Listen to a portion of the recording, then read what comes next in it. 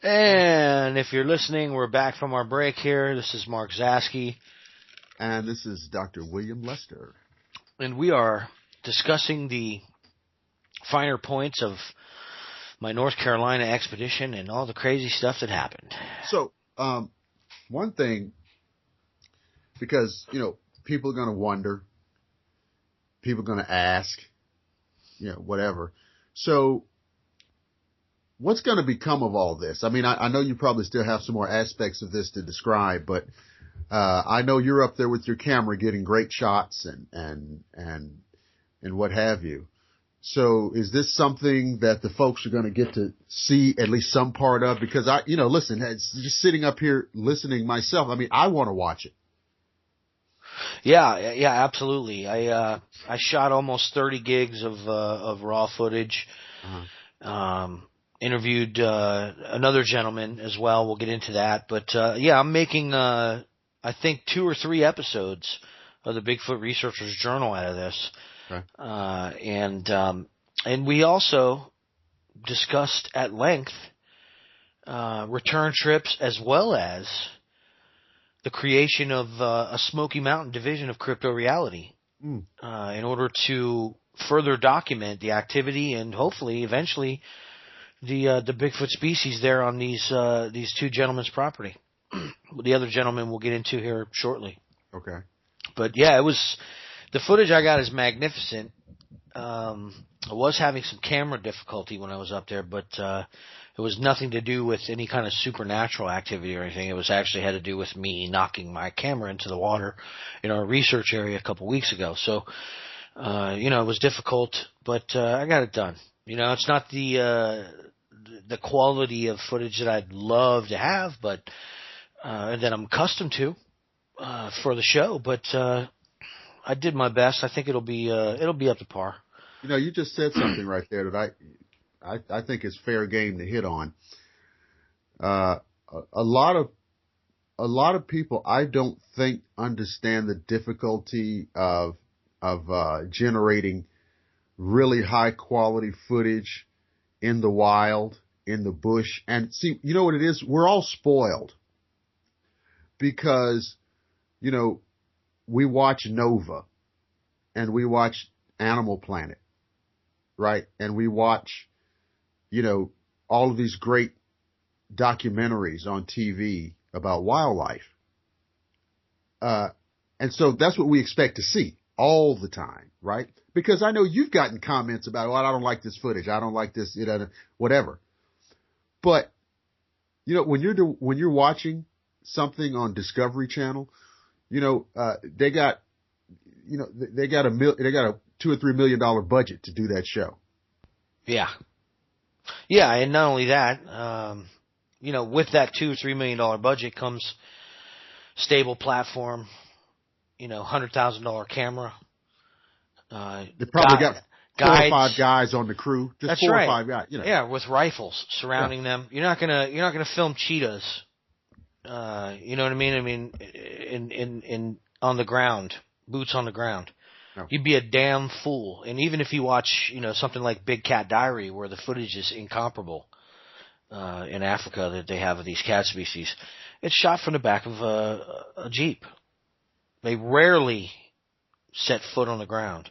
There's a good reason for that, But I place a high standard on the footage quality, stabilization, and all that stuff. And only because I'm also the editor, so I understand that when I get you can hold the camera perfectly still and not get anything. This is a combination. Where the Bigfoot, filming a Bigfoot comes in. This is a combination, a culmination of knowledge that goes into every single shot. Because the bottom line is you have to anticipate where this thing is going to appear based on strategic preferences, prior investigation into the area. There's a million things that go into catching 6 frames. I may shoot 4,600 frames in an hour in the field and get 6 frames of one of these guys. I've gotten a single frame in 10,000 of one of these guys. You know what I mean? And that's, you know, most of it is sheer luck when you first begin. But, you know, going into the field with a camera that's not up to snuff, you begin to see, you know, where you're going to have your difficulties and try to make adjustments. And I did that. I mean, I did the best I could. I can tell you this. At no point will we ever put out anything that isn't up to snuff. We have some standards around here, pal. You know what I mean? Well, of course. Yeah, man. I mean, for what it is, I mean, granted, you give me a $50,000 budget, and I'll blow your mind. You know, we're doing, you know, that's why I always tell people they have a lot of things to say about shooting in the bush. And I get these professional photographers a lot. Why don't you use a focus? And it's, you know, I'm like, you don't understand, man. Trust me. Why don't you use a focus?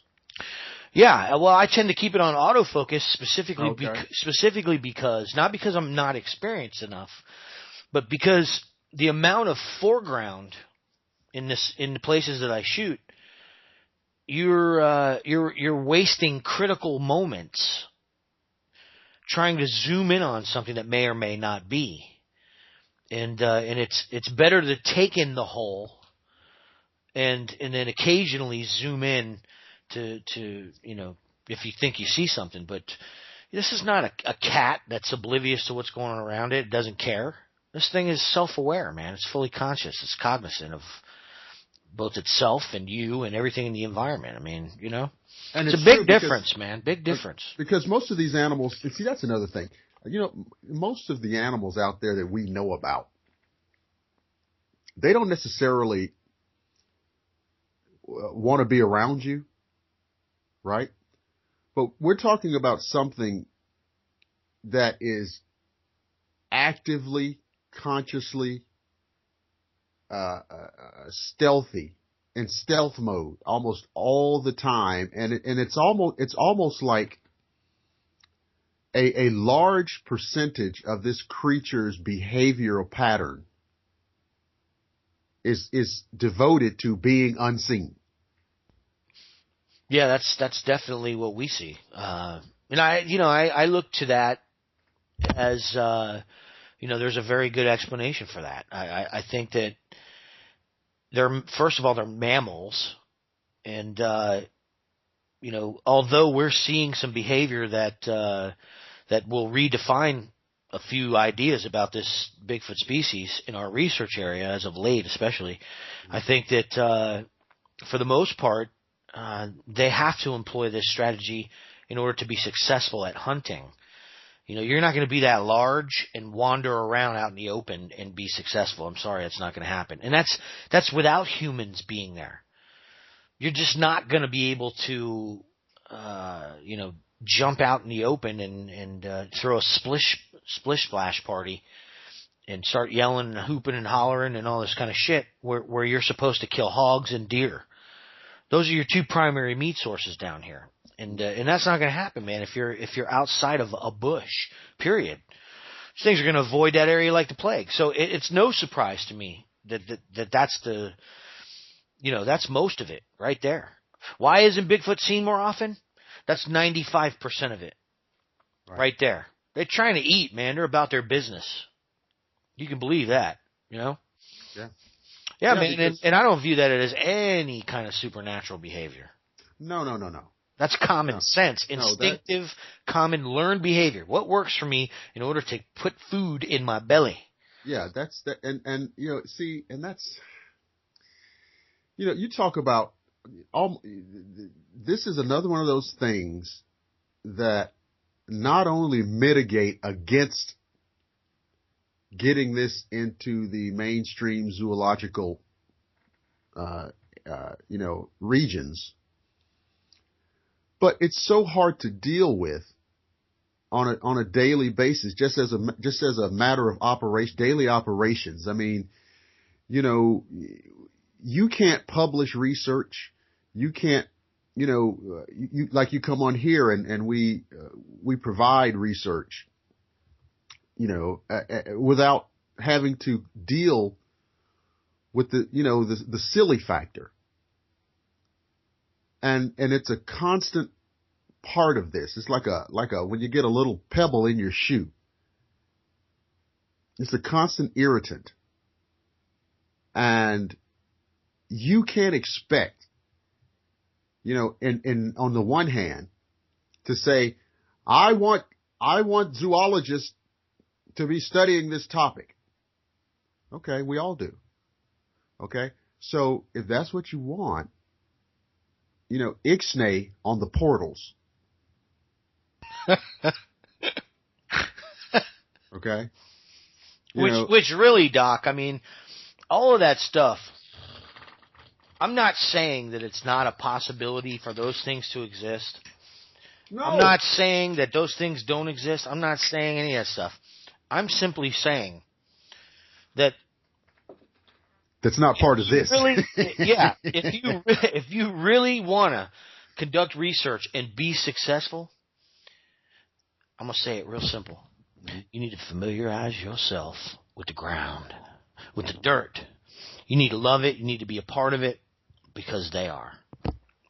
And that's all I'll say. You told me something, and I don't even know if you want to go there here, but you told me something about one of the very clever moves that this creature can make in terms of like staying out of sight, excellent hunting, positioning, and things like this. And it really does explain in your case, because like, look, you can talk all you want to about this evidence, but this is something you have experienced about where they can go and appear to be there 1 minute and not the next.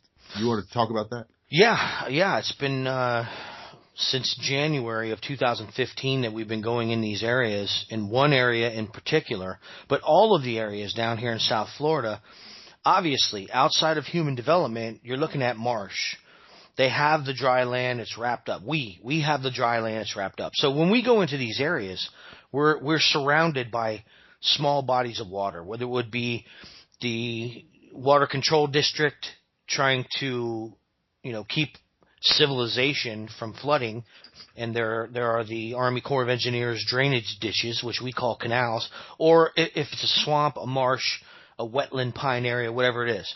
They store water. These areas generally would not be marsh were it not for the Army Corps of Engineers digging these drainage ditches. And or it could be the vice versa. They would be much deeper. The way I see it is they're manipulating the water any way you slice it. It's a fact. We're 0 feet sea level. So since 2015, we've been hitting these areas, and we're surrounded by water for the most part. Well, from the beginning, I always had a simple idea, and it was that being a human primate, based on what eyewitnesses were saying, that these guys lived and needed within these wild areas that are marsh or surrounded by water, they needed a stretch of dry land with which to crawl out or, exist in, to sleep in, and all that stuff. The infants, obviously, it's a human primate. It's going to need some dry land. One of the reasons we're successful, probably the greatest reason that we're successful in our research, is because we took that route. We didn't listen to any of the stuff that was said in the program or anything like that. I just said to myself, I wouldn't be sleeping in the water. So, let me find some dry land in these areas, and if they're in that area, I'm pretty sure we'll find tracks. Well, we begin to implement this very basic theory, and lo and behold, on the fringes of these dry areas, coming out of the water, we find these giant tracks. And we find many smaller tracks, the appearance of family groups. Now, this is striking. In 2015, we start finding this, confirming our research up to date, that indeed they were in these areas within these marshes that were dry. They were there. So we begin to repeat these same things and confirm to a greater degree what we were thinking, conducting real field research. And all along, we're confirming this by finding more tracks. Well, one of our areas, we start to catch these guys on film. And one of the behaviors that I found most disturbing and really caused me a great deal of stress was that we would hear subtle noises in the ground brush, and it would draw our attention, and we would look, but we would see nothing. Mm-hmm. And then we would review the film, and right where the noise was, we would catch one of these guys on film, and their face would be of a greenish tone if it was back in the bush a little bit. And you could see that all of this stuff. You don't have to take my word for it. You know what I mean? Like, it's not something I'm just saying, oh, you have to take his word for it. You know? No, man, this is the Bigfoot Researchers effing journal. You know what I'm saying? It's a video log of all of this stuff that I'm telling you. So we're looking at these faces in the editing studio, and we're going, man, how did we not see this? And then, you know, you really start looking at what is there, and you say, well, why does it have a green face? So we begin to develop a theory that it's possible that they have an oil buildup on their face, and they're catching the light off of these reflective, you know, leaves of these plants, varying a great deal. These plants, I mean, it's just a jungle, but the light does reflect off of them, and so that started to make sense when we started to see a half a face that wasn't with any reflection, and it was either gray and the other half was green that was still back in the bush a little ways, and so or it was black. It was black in the sunlight, and then the half of the face that was still in the bush had a greenish tone to it. So now we know there's something to what's going on. They either have very shiny skin or they have an oil buildup. Obviously, if they have an epididymis, which obviously they do, then they have pores. Skin has to breathe. If it breathes, you're going to get oil. That's the end of it, right? Mm-hmm. That's my theory. I'm sticking to it. So we conquer this with repetition in our journal, and we're feeling really good about this. The problem is that every time we're in the field and we hear these noises, we don't see them.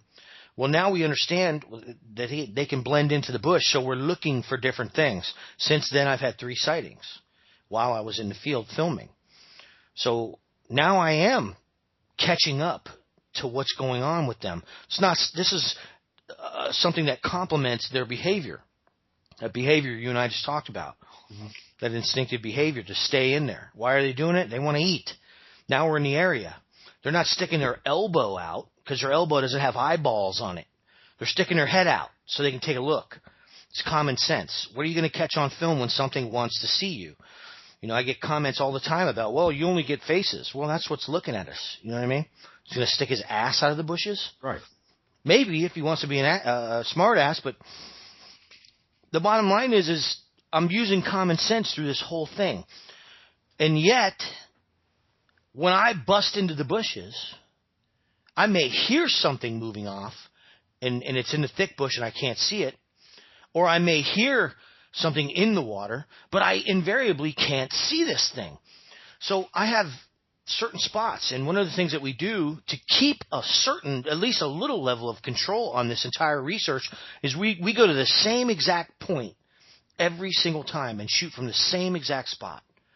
And the reason we do that is we're trying to get them into this same spot so that we can peg the exact bushes that they're going to use to spy on us. There are certain types of foliage down here that provide better cover. We have those marked. This is something we keep track of. Right. So in doing that, we have a better idea of where they're going to approach us. But we still have this situation where we hear the rustling. We inadvertently film behind us because if you face them, they have a tendency to not come forward.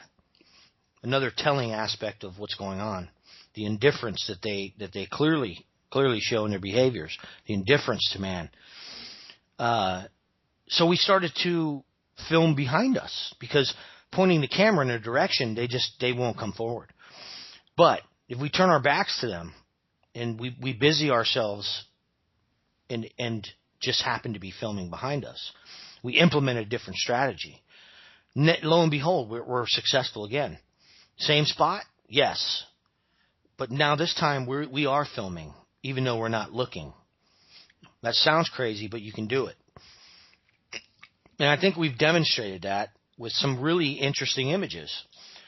The problem is that when I charge up the bank and run to the area, when I hear the movement, they're not there.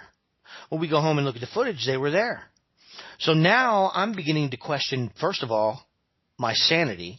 Mm-hmm. Second of all, what is it on the film? Are we really catching them on film? And I'm looking at them saying, okay, let's look for symmetry. I need to see bone structure. I need confirmation points before I can put these things out. We don't want to give the public inaccurate information. That's a no-no. That's not what we're shooting for. Right. So there are several things that I confirm on before I ever put any images out.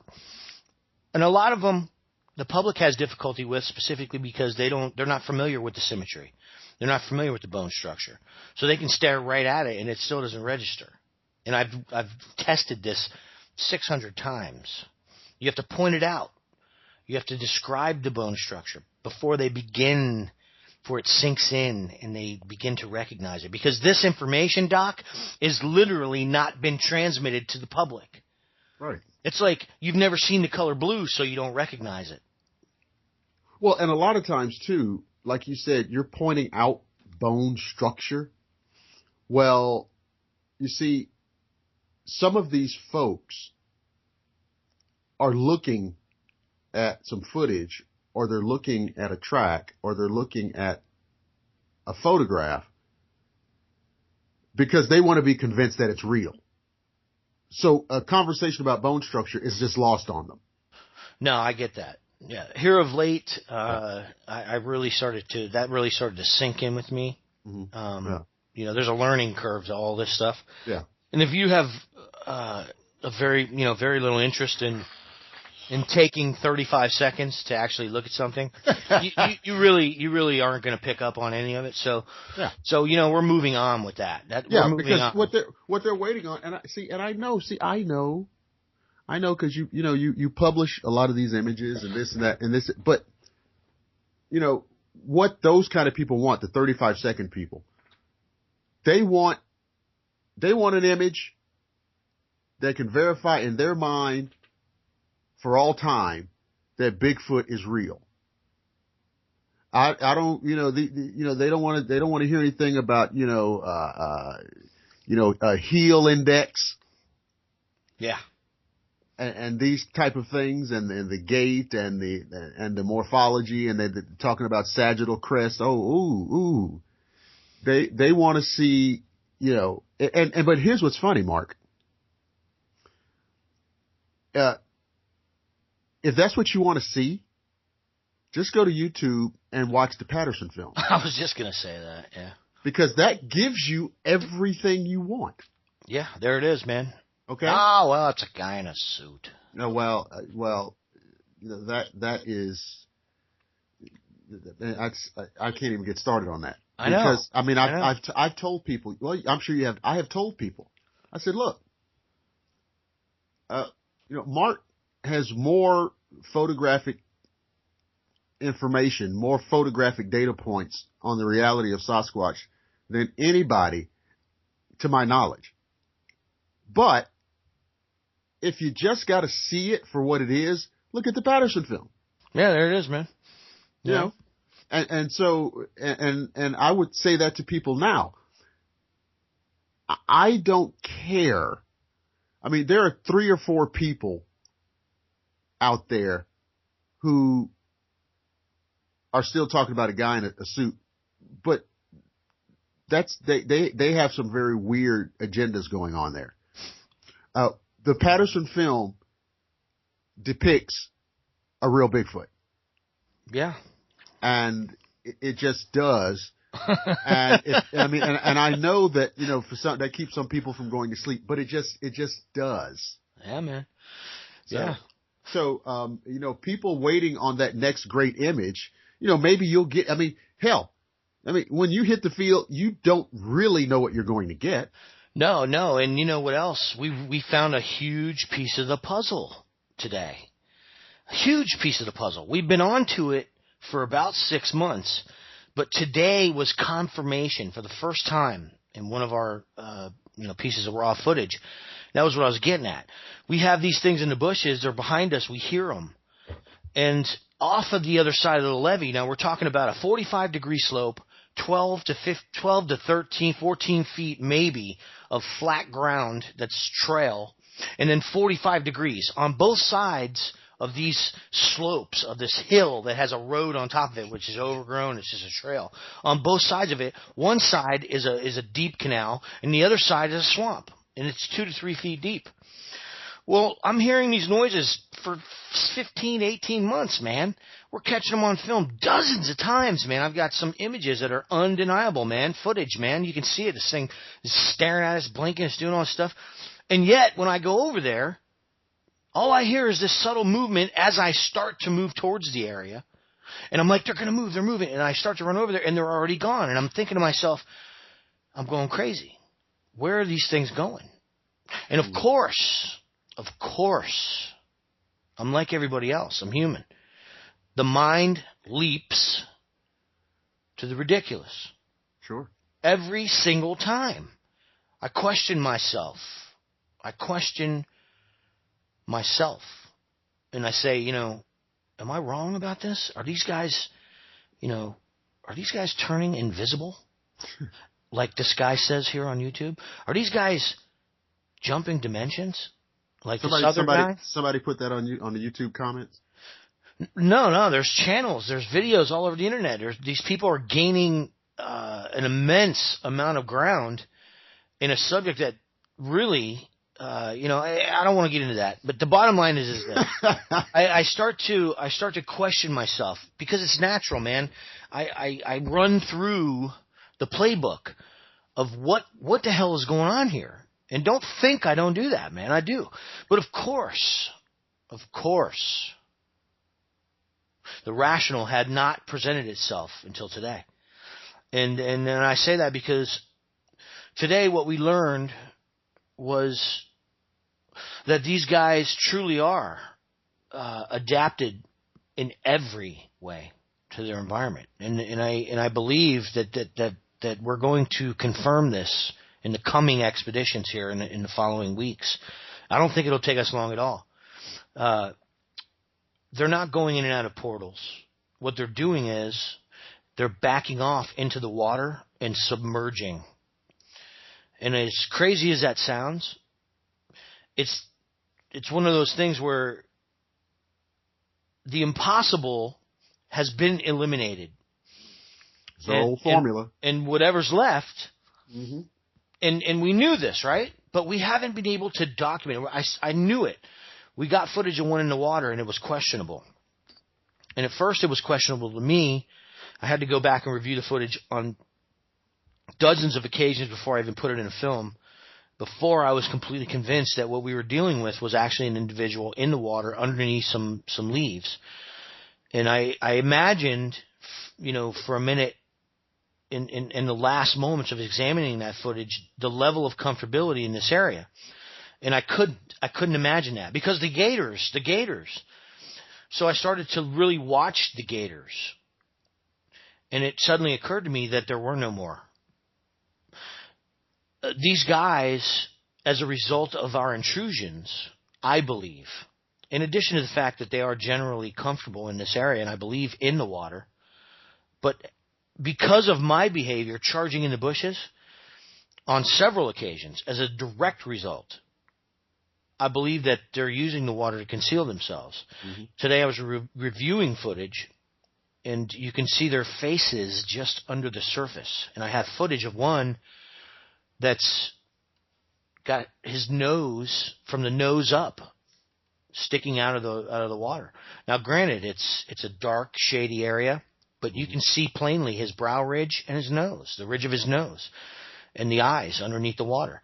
He actually rises about a half an inch very slowly as I approach, and I start to turn. As I'm turning, he sticks his nose out of the water for a breath and then submerges a little bit again. It's very subtle. Oh, wait a minute. You're suggesting that they have to breathe. Yeah. And which is not the characteristic of some kind of cross-dimensional entity.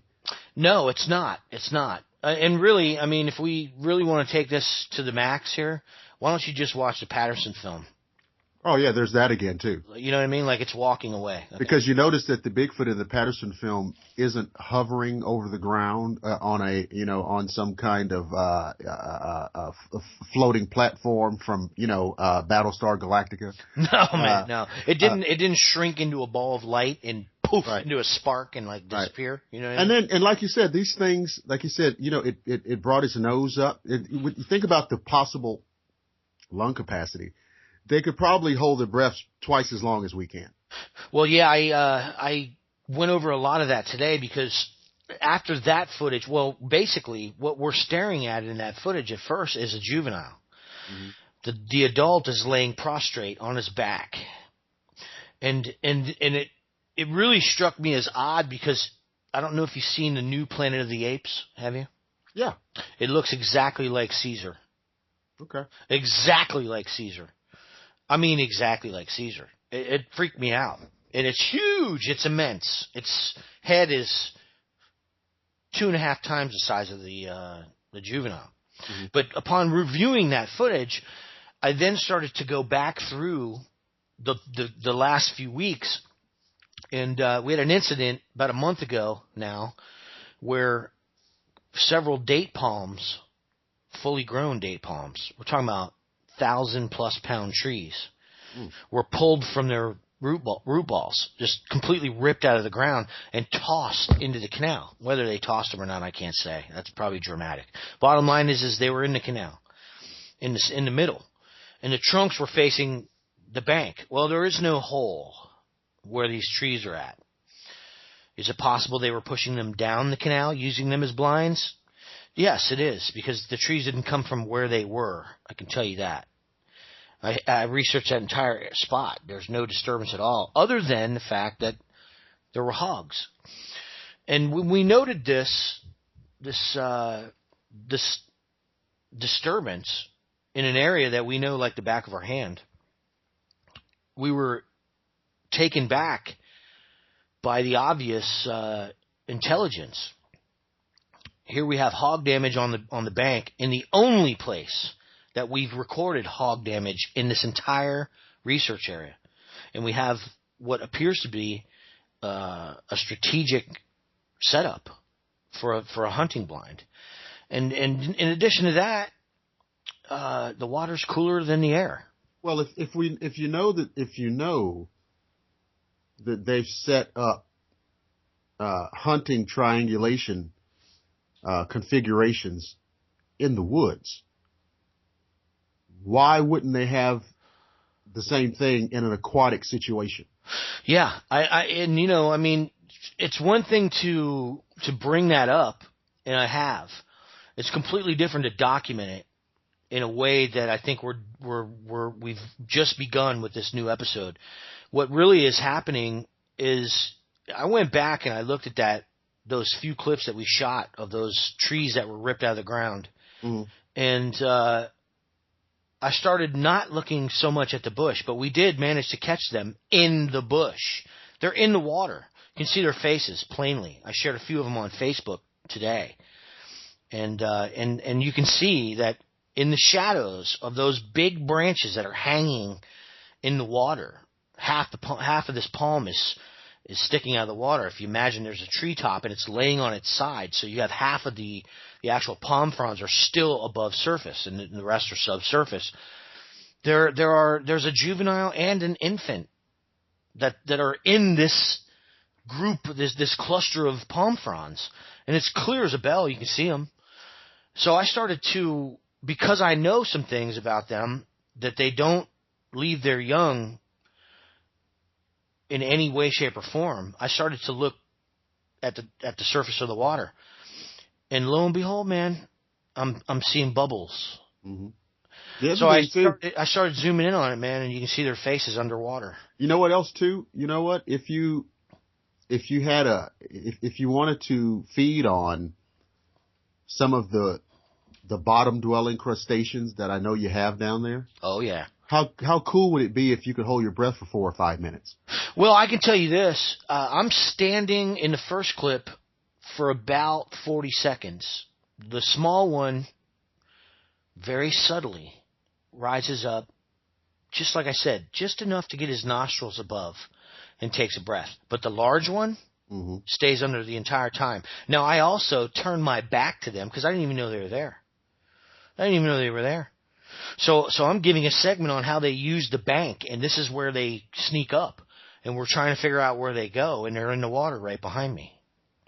The second clip, where we're filming the palm trees that were torn from the ground and placed in the canal, I must be standing there at least a minute and a half, 2 minutes. The small ones are above the water, but the big ones, where these faces are that are just below the surface, you can just make them out. And there's bubbles coming up. You know they were dying to take a breath. Oh yeah. And so what we're going to do is implement a strategy to put ourselves in that area. I'm basically going to revert to military behavior, and I'm going to low crawl into that spot and see if I can catch them with their heads out.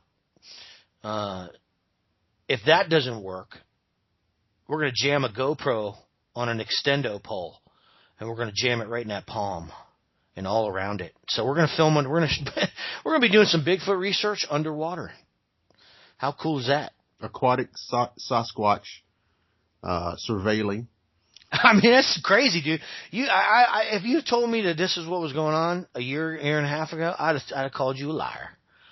Because at that point, it's like, so I can relate to the whole, it's disbelief every step of the way here, man. Because, like, we always talk. I mean, there's an agenda behind this to keep you so stupid about it that none of this shit occurs to you. That's the bottom line. I mean, this I would have thought this was not possible. Not possible. In spite of the fact that most of the individuals, if not all of the individuals, most of them appear to have a human hooded nose, which is designed to trap air so that they don't drown. You know what I mean? Right. It's just become blatantly obvious that from what I reviewed today, the big adult that's under the surface does not appear to have. It has a more snubbed nose. It doesn't appear. It's like a cross, kind of like an ape's nose, a gorilla's nose, and a human's nose. It's strange. It's strange, man. But it's underwater, man. I mean, so. I don't know. Learned behavior? Probably. Well, I mean, a regionalized adaptation. I mean, this is Florida that you're talking about, and, a place that's riddled with waterways and marshes and swamps. So you could have a Galapagos type scenario being played out here. I think that's fascinating. I just know that I cannot wait to get that GoPro in that waterproof casing and get that thing mounted and jam that thing into those weeds, man. I can't wait to do this. I halfway contemplated, going in just to see what would happen. You know what I mean? I mean, can you imagine if this is what it is? I mean, what kind of scenario would occur on film if I actually got in there with these guys? I could think of a lot of bad things. But, I mean, realistically, if these guys wanted us, they could have took us many, many times over. Mm-hmm.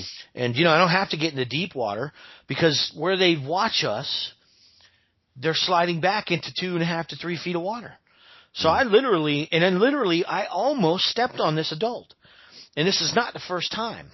When they were out of the water, I almost stepped on one of them.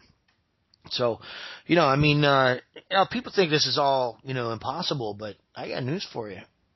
You're about to see something here, man. I'm telling you. I got a sick feeling in my gut because I know something's getting ready to pop.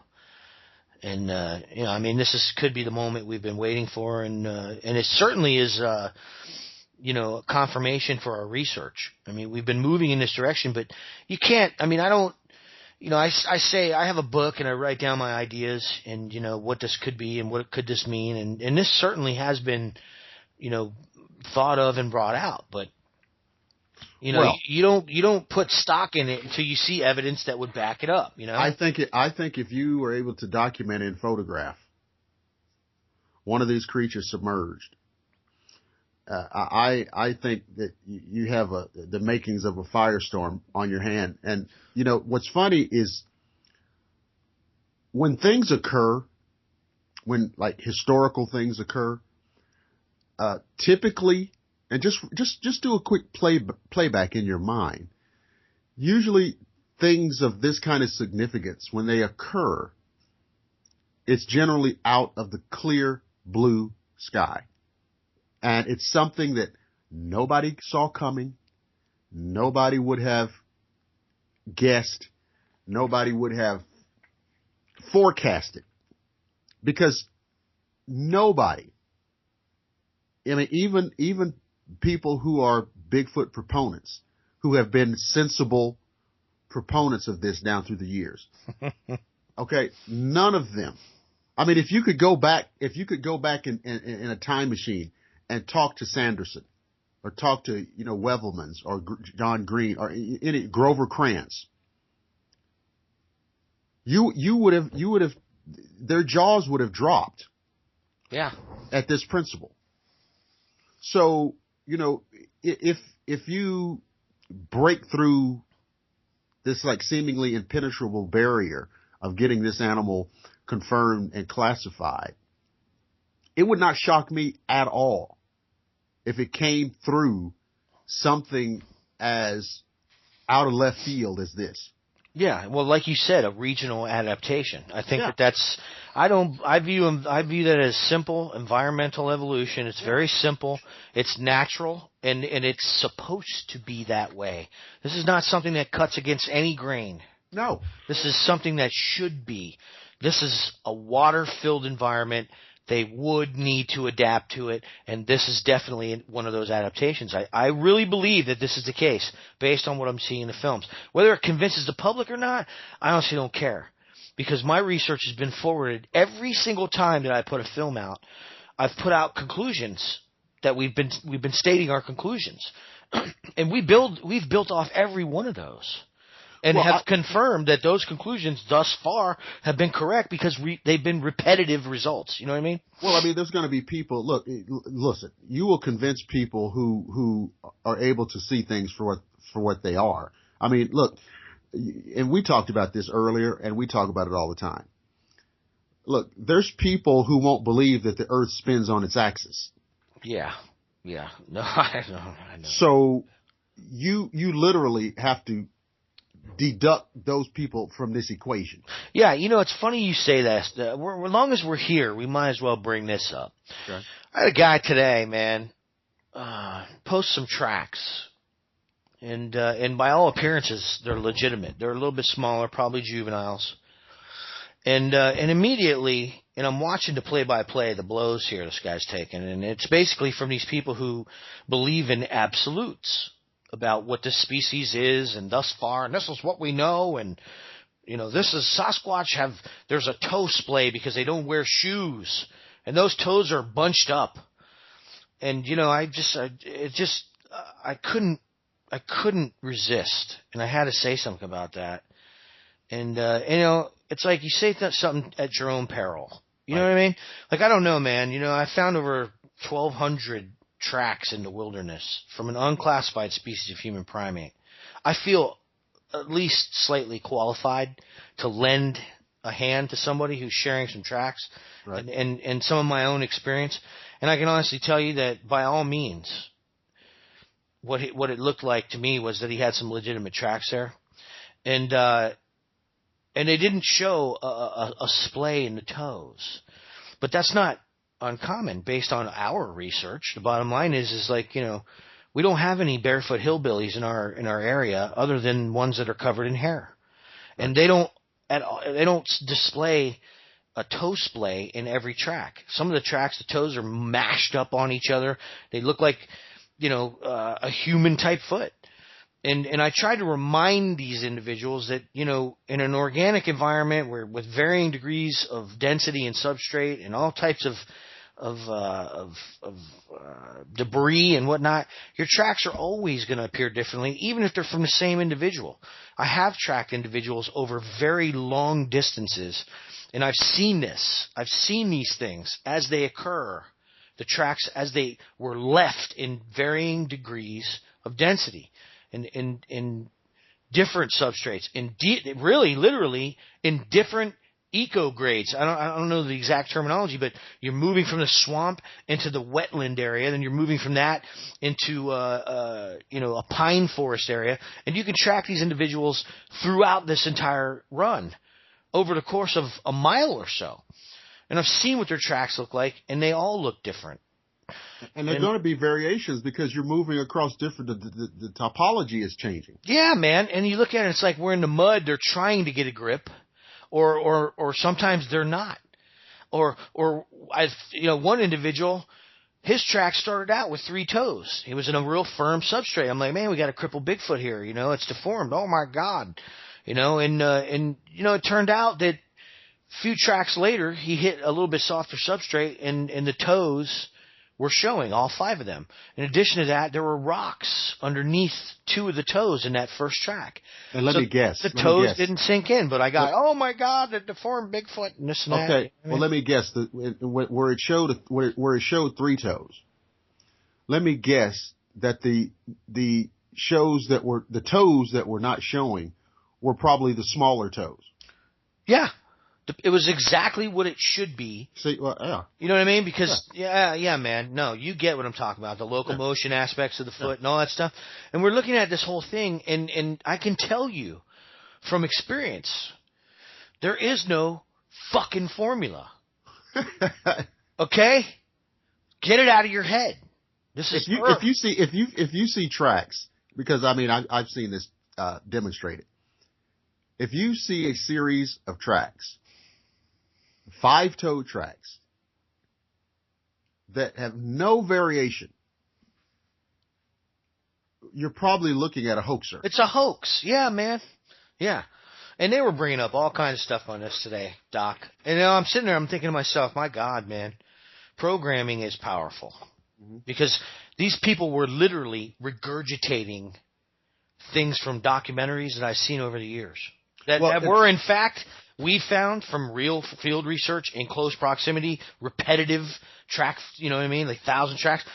These things that were stated in these documentaries are so off base, it's ridiculous. Well, the preponderance of these type of shows, it's good and bad. There's a yin and yang to all this. With the proliferation of cable television and television in these various digital formats, we have all these things that are accessible, but on the negative side, I have been harping on this.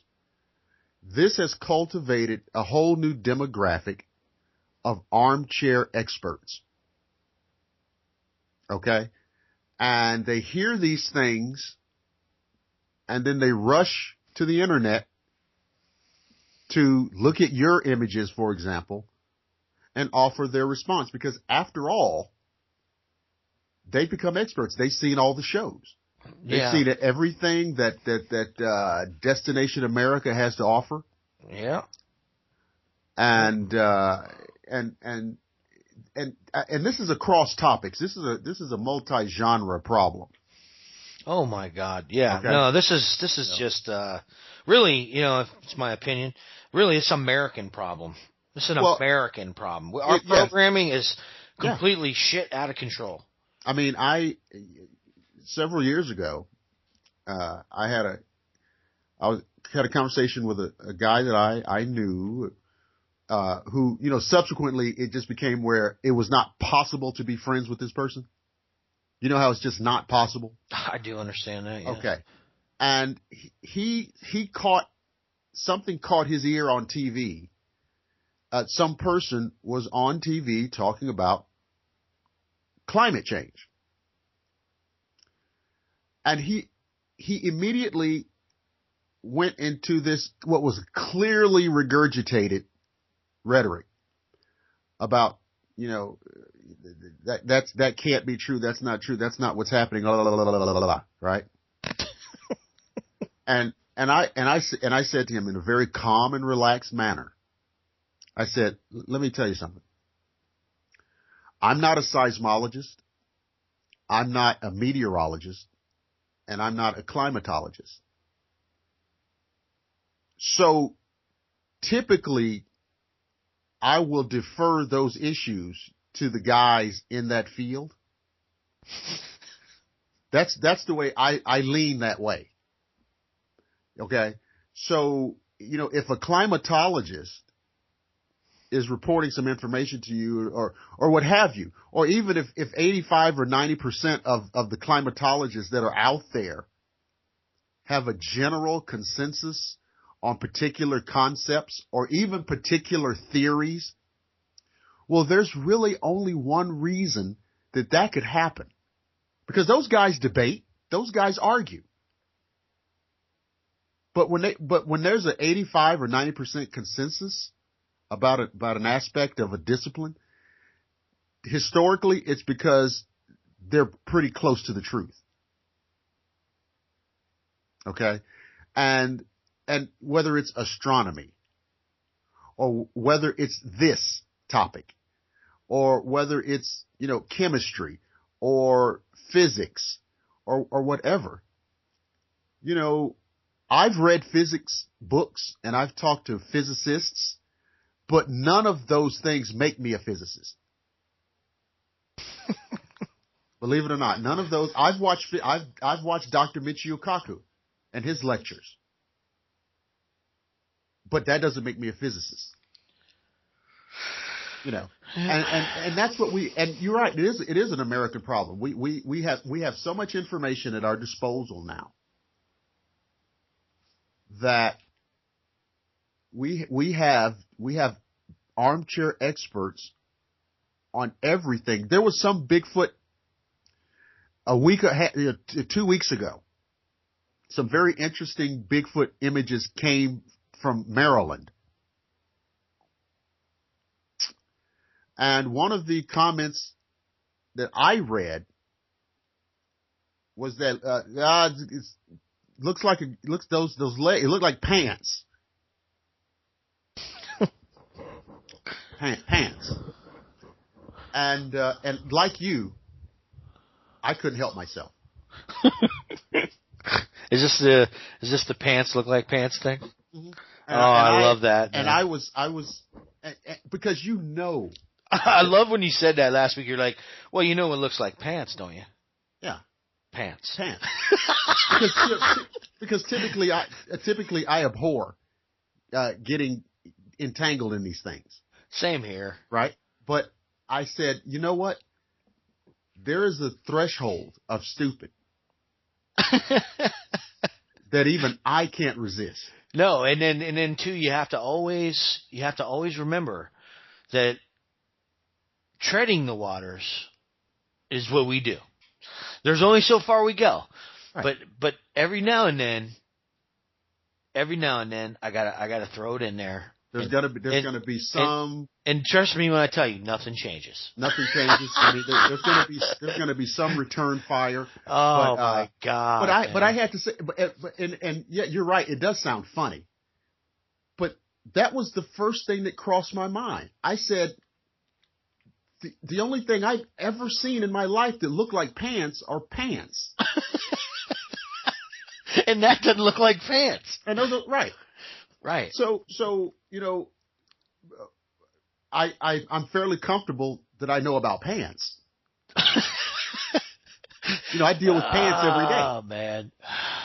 So I had As do I, sir. As do I. And of course you know what happens, right? When the logic is inescapable, they go scurrying down the rabbit hole.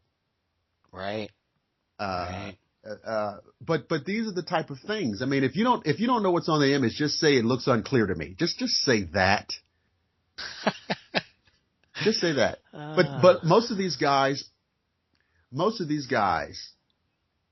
have these King Kong size egos, and they can't find it within themselves to say, I don't know what's going on here. Yeah. Yeah, and they sure as hell aren't going to bow to your better knowledge. That's for sure. You know what I mean? Oh, Or any knowledge for that effect. So I got those absolutes today, and then I realized, well, what am I doing here, man?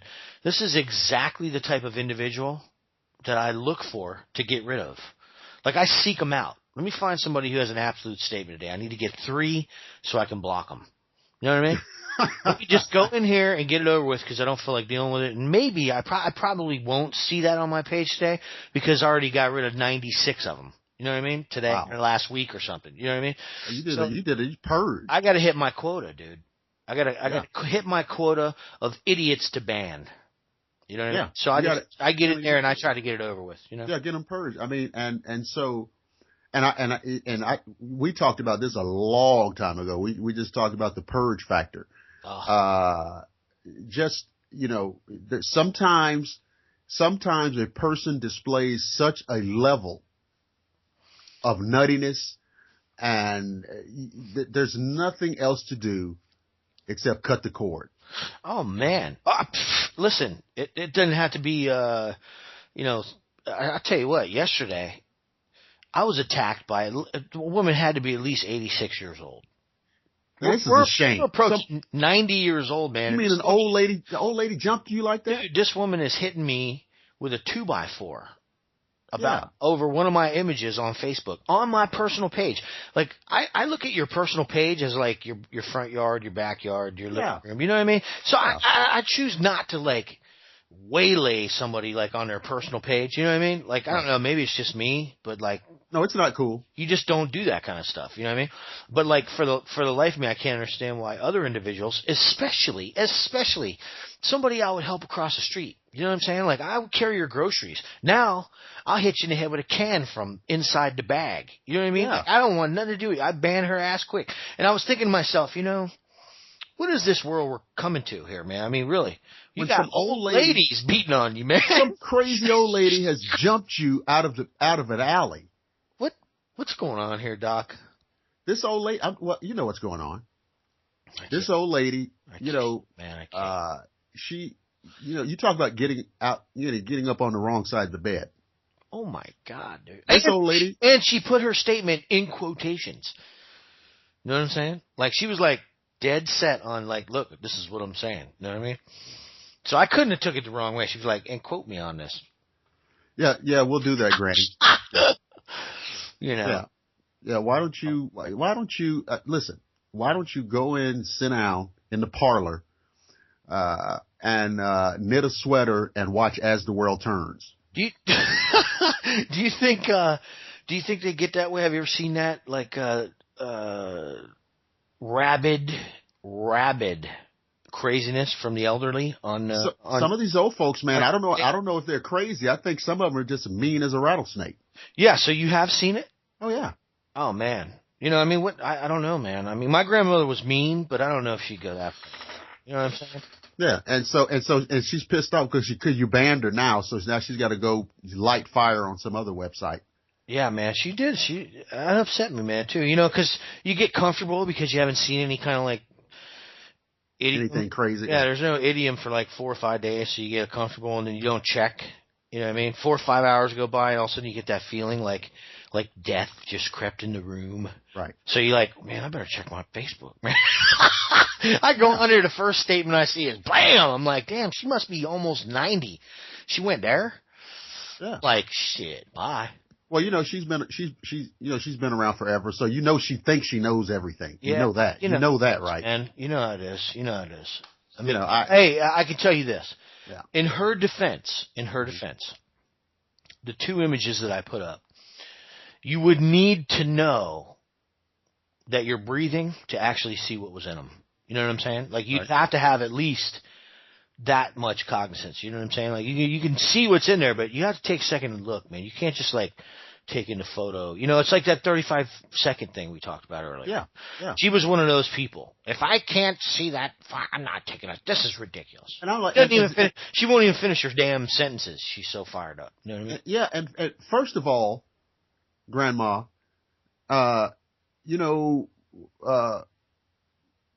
it's very hard to discern anything through a Coke bottle. No, that's Okay. probably actually what it was. No, That's what I'm saying. I mean, she's probably looking at it through like aquarium glass. well, I Yeah. had shared something in a group one time, and then somebody said something, and I thought, man, I'm just not up for this right now. So I removed my post. Well, the guy who ran the group comes back, and he's like, dude, what are you doing, man? We love your work here. I'm like, well, I don't feel like dealing with all this nonsense. If I can't control the information and how it's disseminated and, Right. and show it the respect it deserves, I really don't, I can't, I don't have time for it. You know what I mean?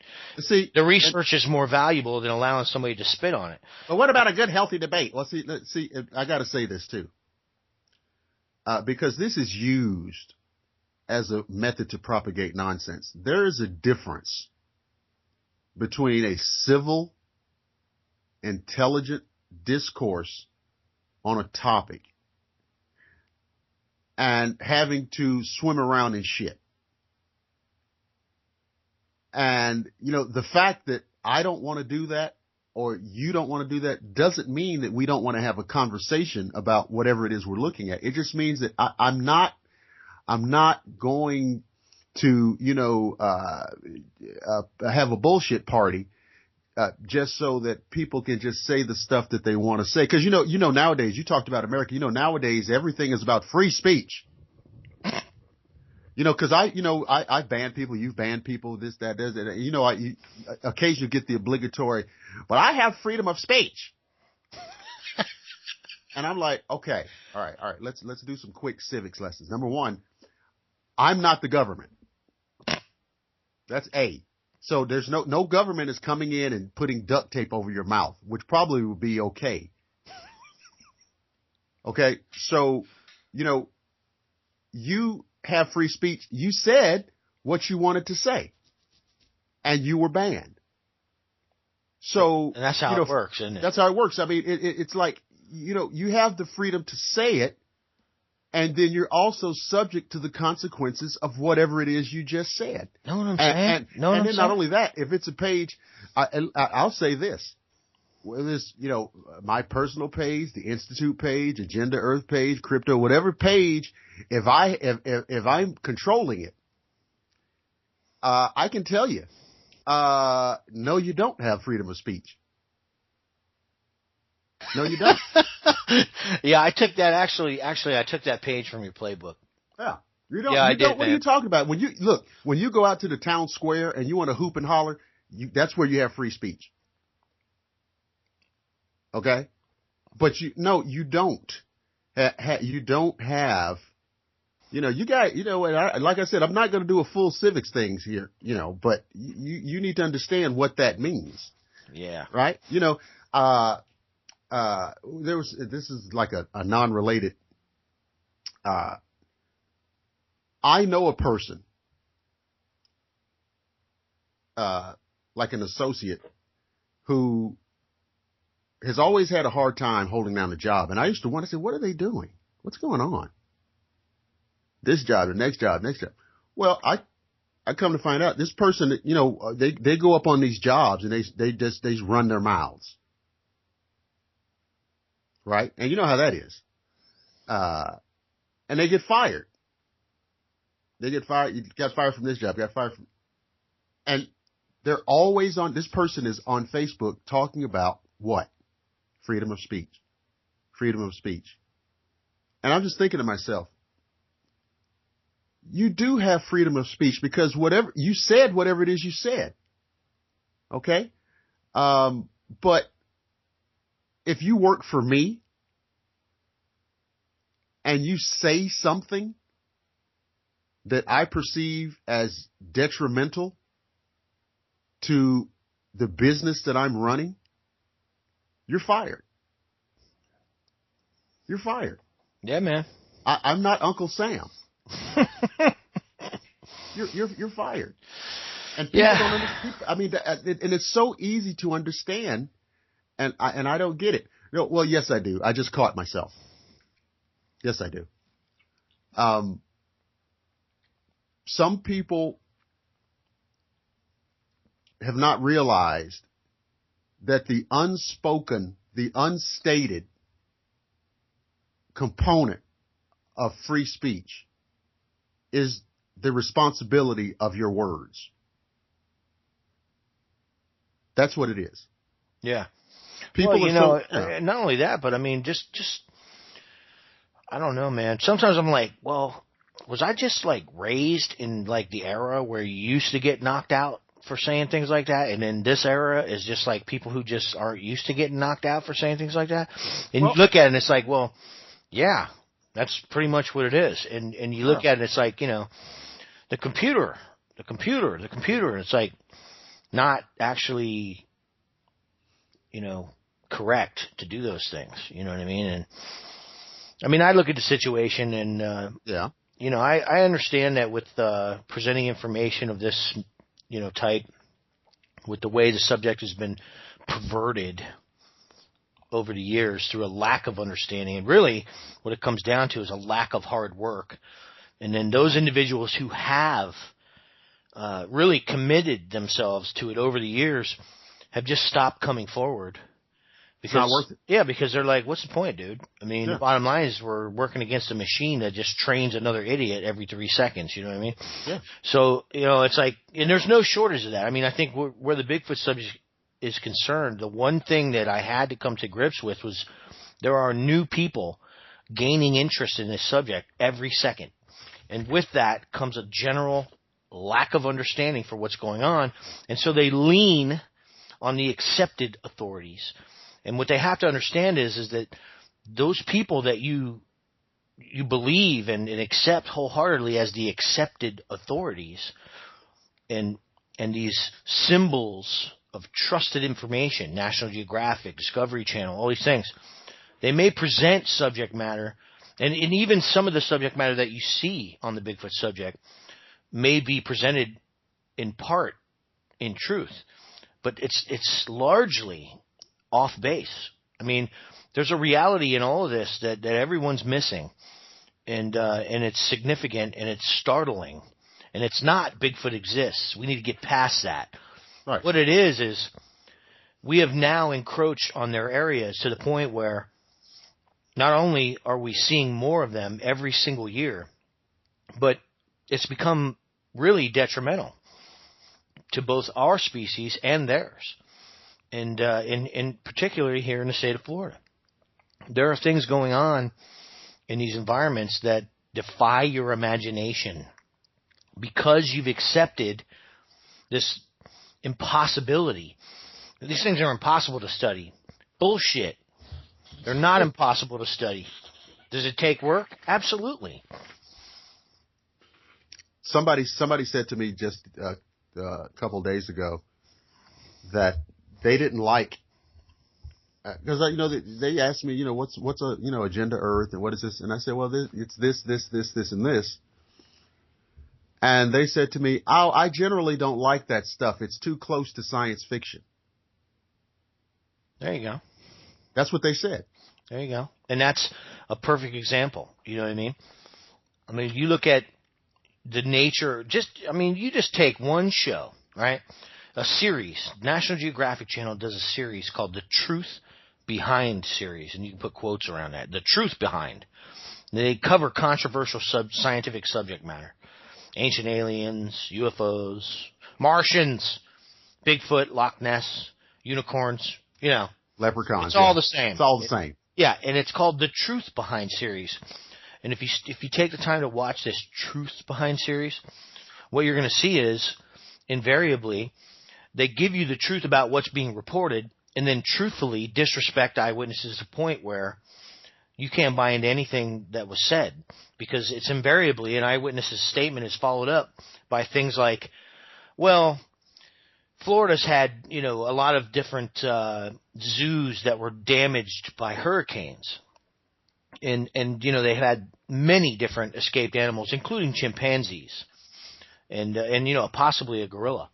So when people talk about how they've seen a Sasquatch in the state of Florida or a skunk ape, really, I think that's a viable explanation. Chimpanzees can live up to 70 years. And it's not a stretch to imagine that chimpanzees could be what these people are indeed seeing. It is a stretch. It is a stretch. In fact, it's such a stretch that let me tell you what it stretches into, the ridiculous. Yeah, I mean, you look at the situation, and the real stretch here is the lack of respect for just the general awareness and intelligence of someone that sees something out of the ordinary. Excuse me, but I just saw that. You're not going to recount that as, an escaped chimpanzee, unless that is, you agree that chimpanzees have the ability to triple their size. Sure. And then walk on two legs without any difficulty at all, and somehow manage to fit the exact description of a Sasquatch. We're not talking about the flash of fur here. These people on these documentaries have thoroughly dismissed hundreds upon hundreds of eyewitnesses, and literally accounted for nothing that's been seen in doing so. I mean, we're talking about people that come forward and report stuff don't report seeing a flash of fur. That's not what you read in the eyewitness catalog, man. We're talking about people who have seen these things and got a good look at them, or people that have interacted with these things, suddenly interacted with these things. I can recall probably one of the greatest encounters that I ever read in the state of Florida was a state trooper who, in fact, unloaded his pistol into what he described as a giant monster, not a chimpanzee. Pretty sure everybody's seen a chimpanzee. I think that the level of omnipotence and arrogance that it takes for someone to very clearly dismiss an eyewitness of that caliber, and that is, in fact, what they did. And I read that police report myself, which was backed up by a witness's report that did, in fact, corroborate everything that police officer said. But there are hundreds of other ones, man. I mean, we're dealing with something that's at an epidemic level when we talk about mainstream scientific denial. And that's one of the reasons why I salute you, Dr. William Lester. You know what I mean? Well, I learned a long time. Listen, let me tell you, you can't swamp gas everything. Okay. And right? I mean, that's what we're talking about, right? And, the only way you can debunk everything is by consciously deciding to disregard a portion of the evidence, the body of evidence that is readily available and readily apparent. I mean, I read an article just the other day and it was about SETI, and it said it could take 1,500 years to locate aliens. That's what it said. That was the headline. But now I realize, there's a couple of things being said there. So by saying that, what you tell people is forget about aliens. Number one, you're saying that. Yeah, it's not going to happen in your lifetime, pal. Right. But what's really going on, okay, if you're SETI and you say 1,500, I said, yeah. Oh, absolutely. The way you're doing it. Yeah. The way you're doing it by putting a note in a bottle and throwing it into the ocean. Yeah. It'll take 1,500 years. Why don't you, how about this? Instead of trying to catch a radio signal from Zeta Reticuli, why don't you just go outside and look up in the air? That would help. Okay. Because that's what an eyewitness did. Right. I mean, and so, but if you're in a laboratory setting or you're in some kind of other formalized research setting, well, hell, when you're looking at something up under the microscope, you are an eyewitness. When you're an astronomer and you're looking at some celestial phenomena, we get these phenomenal images back from the Hubble telescope. Well, what are you doing? You're an eyewitness. Yeah. So, but they want to be ear witnesses, Doc. They want to be ear witnesses. Well, if they're listening to this show, then they should be great ear witnesses because they're hearing this information. That's right. But right. Hey, 1,500 years. Let's think about this. How many generations of my family will it need to be before SETI says we'll make contact? Well, I mean, barring the obvious incident. yeah, I mean, but like I said, I think that's kind of a throwaway thing that they did there. I think it's a throwaway thing, well, because I mean, what they're really saying. Away everything. Okay, right. First of all, you're throwing away. I mean, dude, why don't you just blatantly come out and deny it all? I mean, geez, you know What they're saying is we want 1,500 years more funding. That makes perfect sense. For what, so let's just keep those checks coming, because we're gonna need at least 1,500 years of financing. Yeah, just get busy. Roll it. And that's what was that, like $1 trillion? That's probably $1 trillion. Like, come on, man. Yeah, I mean, this is open up the checkbook, but so these are the things, and of course, SETI is emblematic of everything we're talking about, because they are the officially sanctioned agency that's going to fill you in about the alien reality. Yeah, they're officially sanctioned. They're officially sanctioned. So what happens in that respect? Nothing. But that's why they're officially sanctioned. Yeah, they're officially sanctioned to give you nothing, except it's a very cool idea. Yes, and they present it that way. Right? It's a very cool idea. And, I guess on a certain level, it's decent science. I mean, the principles, okay, radio telescope, yeah, we get it. Yeah, radio astronomy's killer, dude. It's awesome. Yeah, I mean, let's listen to space, But I mean, Doc, we sent a message, didn't we? We put a record out there, didn't we? But I mean, that was in the 70s. Wasn't it like? Didn't it have like Elvis Presley and the Beatles? All kinds of all this kind of Beethoven and Mozart, jazz, everything. Jazz. But see, here's the thing. That, I think it was like the Voyager probe. That probe has only just now escaped the solar system and is now in what we would call interstellar space. Yeah, but that's if it's still there. I mean, do we know? Well, yeah, its battery life is. I mean, I think it's got another year or two of battery life, but it doesn't need that now. In terms of being able to scoot along, it's going to keep going when the battery dies. It's going to keep going. So it'll eventually, in a few years, really be a piece of space debris that hopefully an extraterrestrial intelligence will gather from the deep, cold regions of space. I mean, somebody out there would have to find it. Well, let me ask you a question. What do we do with, all these eyewitnesses? What do we do about that? I mean, you know what I'm saying? I mean, like, where's all that at? Is that just out the window? So we're just stupid. Yes. Wow. And plus, not only are we just stupid, but also all of the declassified documents from the various military branches that allude to this subject. When you get one of these debunkers, especially one of the astronomers, one of the radio astronomy guys, and nobody ever asked them about that. Nobody ever said, well, we have thousands of pages that are declassified. They're not even secret.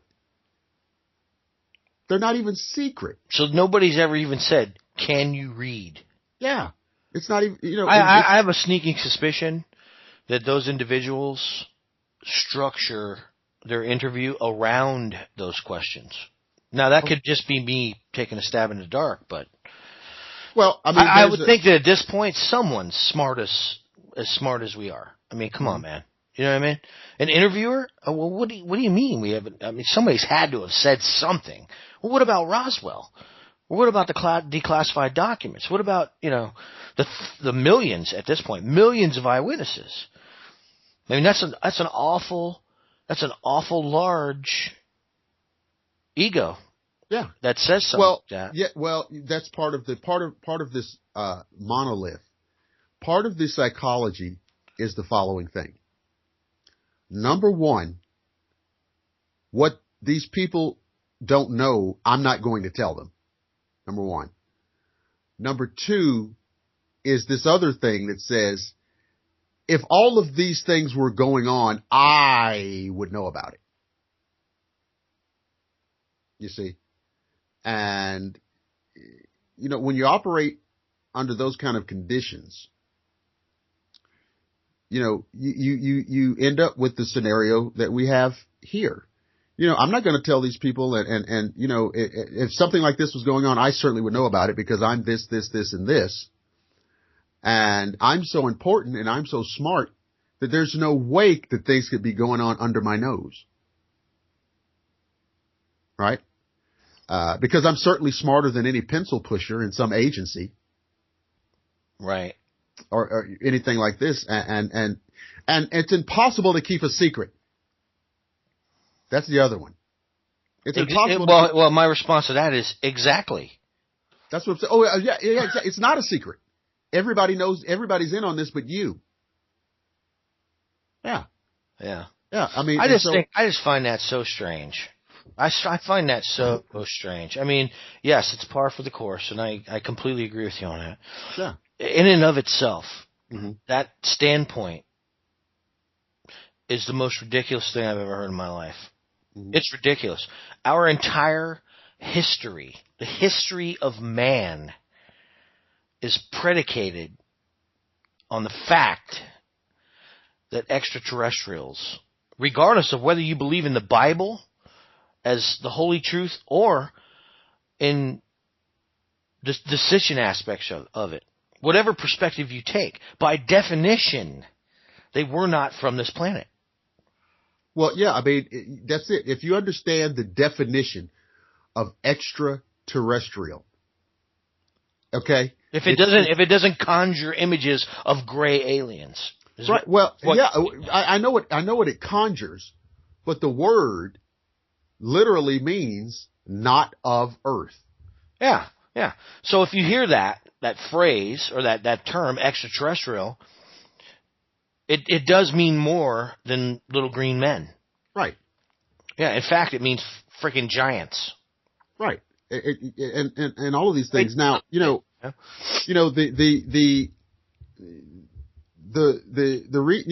fact that information about this subject has found its way into biblical writings and others, but biblical writing is very problematic. Why? Because in my experience, the most fervent, devoted,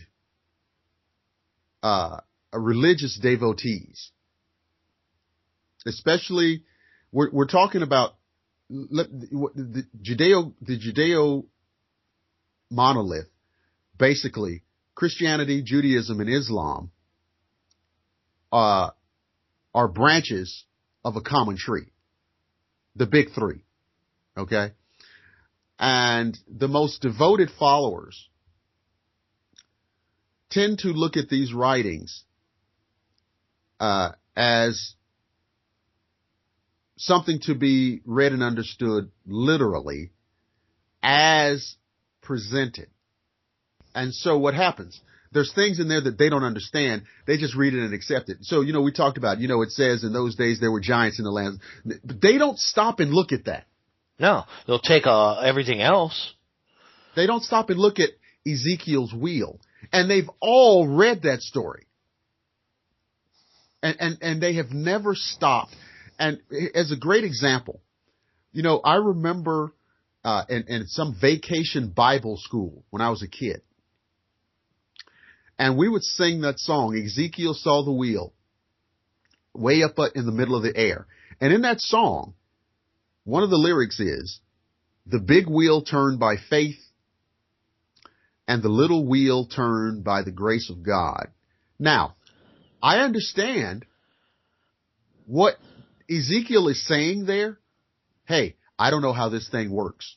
Yeah. That's what he's saying. Okay? But it's quite a diversion. But it's quite a diversion because I promise you that wheel within a wheel was operating on something other than what's stated in the song. Yeah. Okay? And so, before you hear that and get upset and offended at what you perceive as blasphemous rhetoric, no. No. But it's symptomatic, or it's emblematic of how those things were written. Listen. There will be technology. Well, hell, there's technology now that I can't explain. Yeah. But I know it's not supernatural. Yeah. So what do you do when you're confronted? Was the great author, Arthur C. Clarke, made a great statement. Any technology that is sufficiently advanced will be indistinguishable from magic. Any technology that is sufficiently advanced will be indistinguishable from magic. So, when you are confronted with technology that advanced, it is natural for you to interpret that as something otherworldly or something esoteric. Now, we live in we live in a technological age, so we're geared to conceptualize things in technological terms. But that wasn't the case 3,000 years ago, where, or even 2,000 years ago, the most sophisticated technology were the Roman aqueducts. It was a great feat of engineering, but that was their cutting edge. Okay? And so, when you hear things in ancient writings described as flying chariots, and you hear beings described as, quote, gods, or angels, or what have you, Sitchin, von Däniken, they have their finger on this.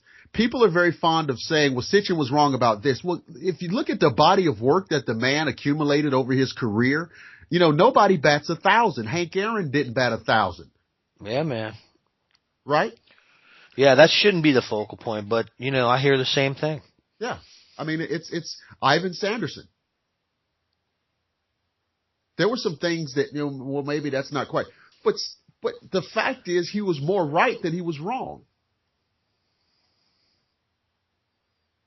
Look, if nothing else, if you don't recognize Sanderson, listen, Sanderson, when he coined the term abominable snowman of the Himalayas, that right there, to me, it's one of the coolest, most badass nomenclature ever. I know, man. Okay? So just that right there. Well, he was the man, you know what I mean? Yeah. Here we have a naturalist that actually, snapped out of it. Yeah. And the funny thing is this. If you look at the progress and how it happened to him, it happened with investigation, physical investigation into these subjects. The man didn't take guesses and stand on the shoulders of other people. He physically moved his person into investigations. And that's why he changed, man. The good thing is, luckily he came into his own in the era that he did. It's really lucky, because if he was around now, he would be trapped in this matrix of these ridiculous TV shows. Oh, man. Right? And these ridiculous, this internet stuff. He would be trapped in that matrix. And too, man, if you really look at it, they don't use his work very often. They don't use his work very often publicly. And in particular, where his Bigfoot research is concerned. Well, no, they don't use his work. They don't use that, man. I mean, you start looking at the global investigations that this man did, and that's not something that, You know what's funny, man? I saw an image the other day, just a little, it's on topic but off topic. Did you know that China has a preserve set aside for Bigfoot? I didn't know that, but... They actually have a giant, I'm talking about giant, like huge, massive statue of a female Sasquatch. I've seen that. Yes, I have. Squatting and reaching out and kissing her infant. Yeah, I have seen that. That's a wild woman, dude. Yeah. And these people have a preserve set aside. The Chinese have literally surpassed American science in accepting the Bigfoot species as real. This is a sad day for me, man. You know what I'm saying? I look at all this stuff and it's like, what in the hell is going on in this country, man? Or is well, obviously not, I'm with you, but most of these people must be bought off somehow or under severe duress, you know? How can this be? I don't know of a man that wouldn't dream of experiencing the things that I'm experiencing on a weekly basis. I don't know of a scientist that wouldn't dream of it. Why are these people willing to tolerate this? Can you just elaborate on that? Well, because it's got to come full circle. Because if one of my colleagues with the threats and all if it was known that this guy went down to Florida with you or whatever it is looking for Bigfoot, then when he got back home, they would have changed the locks on his office door. This has got to there has to be something with this, because there's absolutely, I mean, I look at this and it's like, you have got to be kidding me. You've got to be kidding me. Listen. This is so sad, dude. I've been on job interviews. I don't even know if I've ever said this on the air. I've been on job interviews at the collegiate level, and I go in, sit down and talk to whoever it is, and more than once, well, here's what I heard. Oh, you're that guy. You know, once that recognition clicked in. Oh, you're that guy. Right? You're that, you see what I'm saying? Yeah. And so, and of course, what else has to be said? Right? Because that, you're done. You're done. Yeah. You're done. So, it is. Well, then science is a farce. I'm sorry. But, I mean, I have lost all faith. I don't even know what to say about it. I mean, the bottom line is like, it takes all of about, 2 years to do what we've done. And what? A few $1,000s? I mean, come on, man. This is, to become aware of it, to catch them on film, to do these things that we've done. Would I have a GoPro and a minimal, decent camera in addition to that? In the beginning, we had a GoPro, some sunglasses with a video lens in it, and an iPad, and got it done. Are you kidding me with this? We can't do this thing? I mean, see, your confidence in science is heartfelt, but it's really immaterial, because it really doesn't take. Listen, it wasn't marine biologists who discovered that the coelacanth was not extinct. It was a couple of fishermen. Yeah. Now you would think, these guys would be down there, whatever. No, it wasn't them. Okay? So these agents of officialdom are only going to get involved in the aftermath. I can tell you right now. Aftermath. And every one of them will have something to tell you. Well, I'm going to have something to tell them. You can believe that. It's going to happen. You So you have to do this work with the knowledge that at some point you're going to be supplanted. Okay? It's just absolutely how it goes. I think the first people who found dinosaur fossils were not paleontologists, because that discipline didn't exist. Right? I mean, they were miners. They were people. They were rock hounds. They were prospectors. They just happen to be doing exactly the kind of thing you have to do to find fossils. Right, right. So we actually happen to just be doing the exact same, thing that you needed to do to actually document the Bigfoot species. Right. And then all of a sudden, exactly. Yeah. Yeah. Well, I don't know, man. It's taken me a long time to get where I'm at right now. Today we had a breakthrough. I'm looking forward to following this up. It's probably the most exciting breakthrough that we've had since we, really since we began. Because this thing really does, it solidifies, I believe, it will solidify, and it will just cement everything together that we need to actually begin to get the footage that we've been looking for. Mm-hmm. You know what I mean? I mean, we've got them, you know what I mean? But that shot, or those series of shots, I think if I can get 700 or 800 frames of one of these guys crystal clear submerging and reappearing, that ought to do it. You know what I mean? If I can get that GoPro down in there and get that body underwater, and you can see the bubbles coming out from the fur, and I mean, I just today I pictured it. I was thinking to myself, my God, man, I'm like brimming with Now you know that when you get this footage, energy sparks. Now you do know that when you get that footage, and you probably will, you know that we will have to go into deep subterranean underground consultation before this is released. Yeah.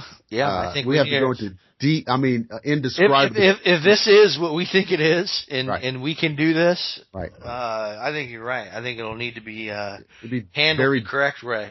There'll be a deep system of protocols for this. I believe so, sir. And which leads me to what do you want to do any kind of reveal on what Agenda Earth is conjuring up in terms of online website presence? Come on, man. Yeah, we've got a lot of stuff going on. Because people need to know, because it's pretty soon people are going to have to start trickling over into another direction that we want them to go. So why don't you drop some information on that? Well, we're Dr. Lester and I are currently working on a new website, and we're going to move the show there. It's going to be a membership website. We've got some exciting things going on there. We're going to have the Agenda Earth Explorers Club. Yep. There's going to be video seminars available with both Dr. Lester and myself. Yep. On varying subjects. I know, Dr. Lester, you already provide that service in educating the public on several different subjects, both historical and alternative, or how would you put that?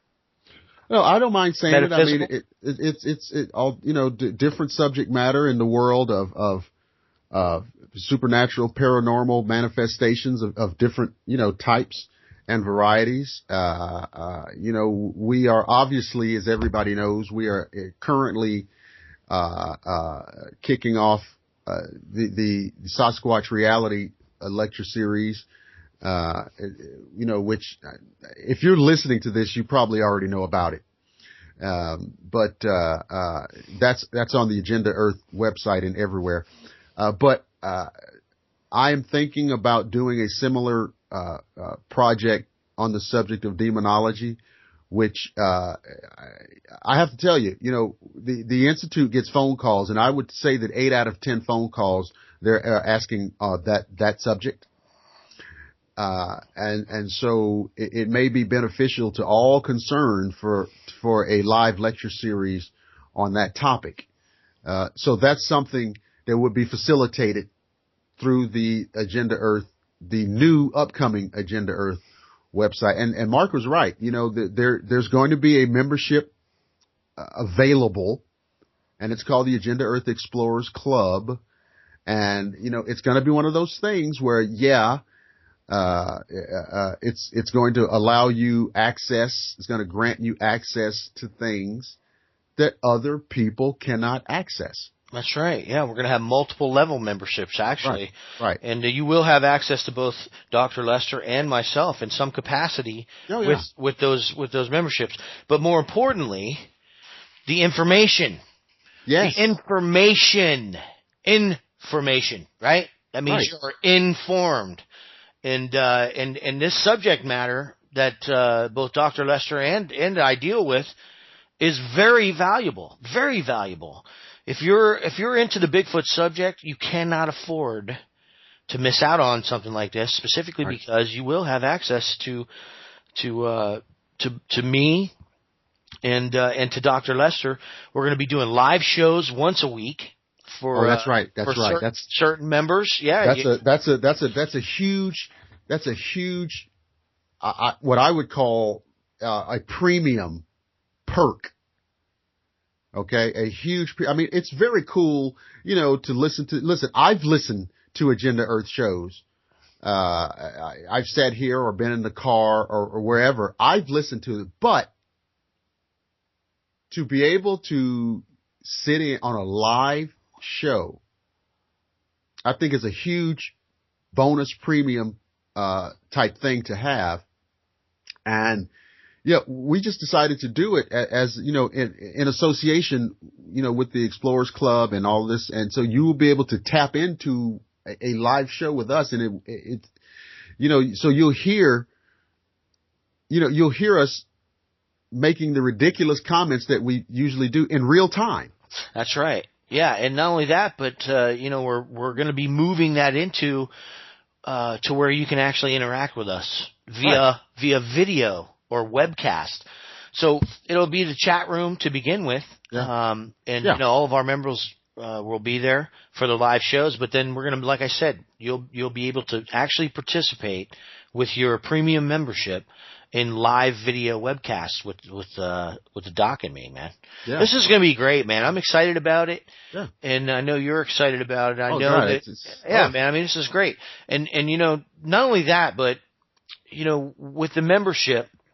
Mm-hmm. You're also going to get access to the merchandise. I mean, we've got a line of shirts coming out. Oh, we've got the other accoutrement, the Man's Man page. We're going to have the Man's Man page with. We cannot do this without that. I mean, we got to have the recommendations. Accoutrement is important around this place. There are going to be strong Man's Man. Commentary recommendations for you guys and for you ladies out there who want to stay in tune to what the guys need and what the guys want. And so we're not going to shut you out of that. No, because you got to stay focused. That's right. And so that will be a strong component. I mean, and whether it's like you said, accoutrements, whether it's the drink commentary or recommendations on adult beverages or cigar recommendations or things to do on the grill with those select cuts of meat. Oh man. Or the sporting commentary on sport. We're moving into the important period of the MLB season. That's right. You get our film recommendation. I mean, this is going to be huge. Movies. Oh my God. It's huge, man. And trust me, we've done some film talk on the show. Wait until you get Mark and I unfettered, unencumbered with our commentary and recommendations. And there are so many films that we have not covered. Oh my God. On the air that need their day in the sun. They do. They need their day in the sun, and I look forward to bringing them to our members. Yeah. Yeah. So but there's a select few individuals. You know what I mean? Well, that's why I'm emphasizing it, because what I'm saying is, it's, we pay our money for this and that, and we expect certain things. And Mark and I certainly get that, because we're just like everybody else. We pay our money out for this, that, and whatever. Okay. So I'm telling you, You become a member of the Explorers Club, Agenda Earth Explorers Club, and of course there's different tiers of membership. And I mean, it's just like everything else in the world. I mean, you know, you're paying for exclusivity, of course, and you're paying for access to stuff that's not going to be on the podcast version of the show, right? It's stuff that's not going to appear on Facebook. Why? Because it's premium material. It's premium content. And so, you know, and as the days go by, we're getting closer and closer to having this up and ready. So you're not going to miss it. Okay. You're not going to miss it. But we just wanted to put that out there so everybody understands that this is going to be on the table for you. Now, I know, you guys know, Mark knows. There are all kinds of, quote, shows out there that have, like, you know, a subscription model.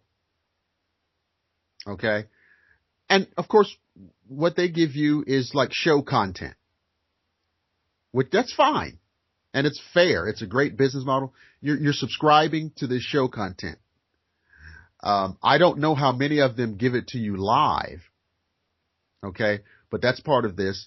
And all of the things that we're putting on the table for everybody that are not really part of that other, you know, this other radio stuff that's going on out there. All of these different premium things, the photographs, the live, the real-time video interaction, the accoutrements, the man's, the whole guy aspect that we'll have, the very cool exclusive merchandise is not going to be stuff you can go get on Amazon.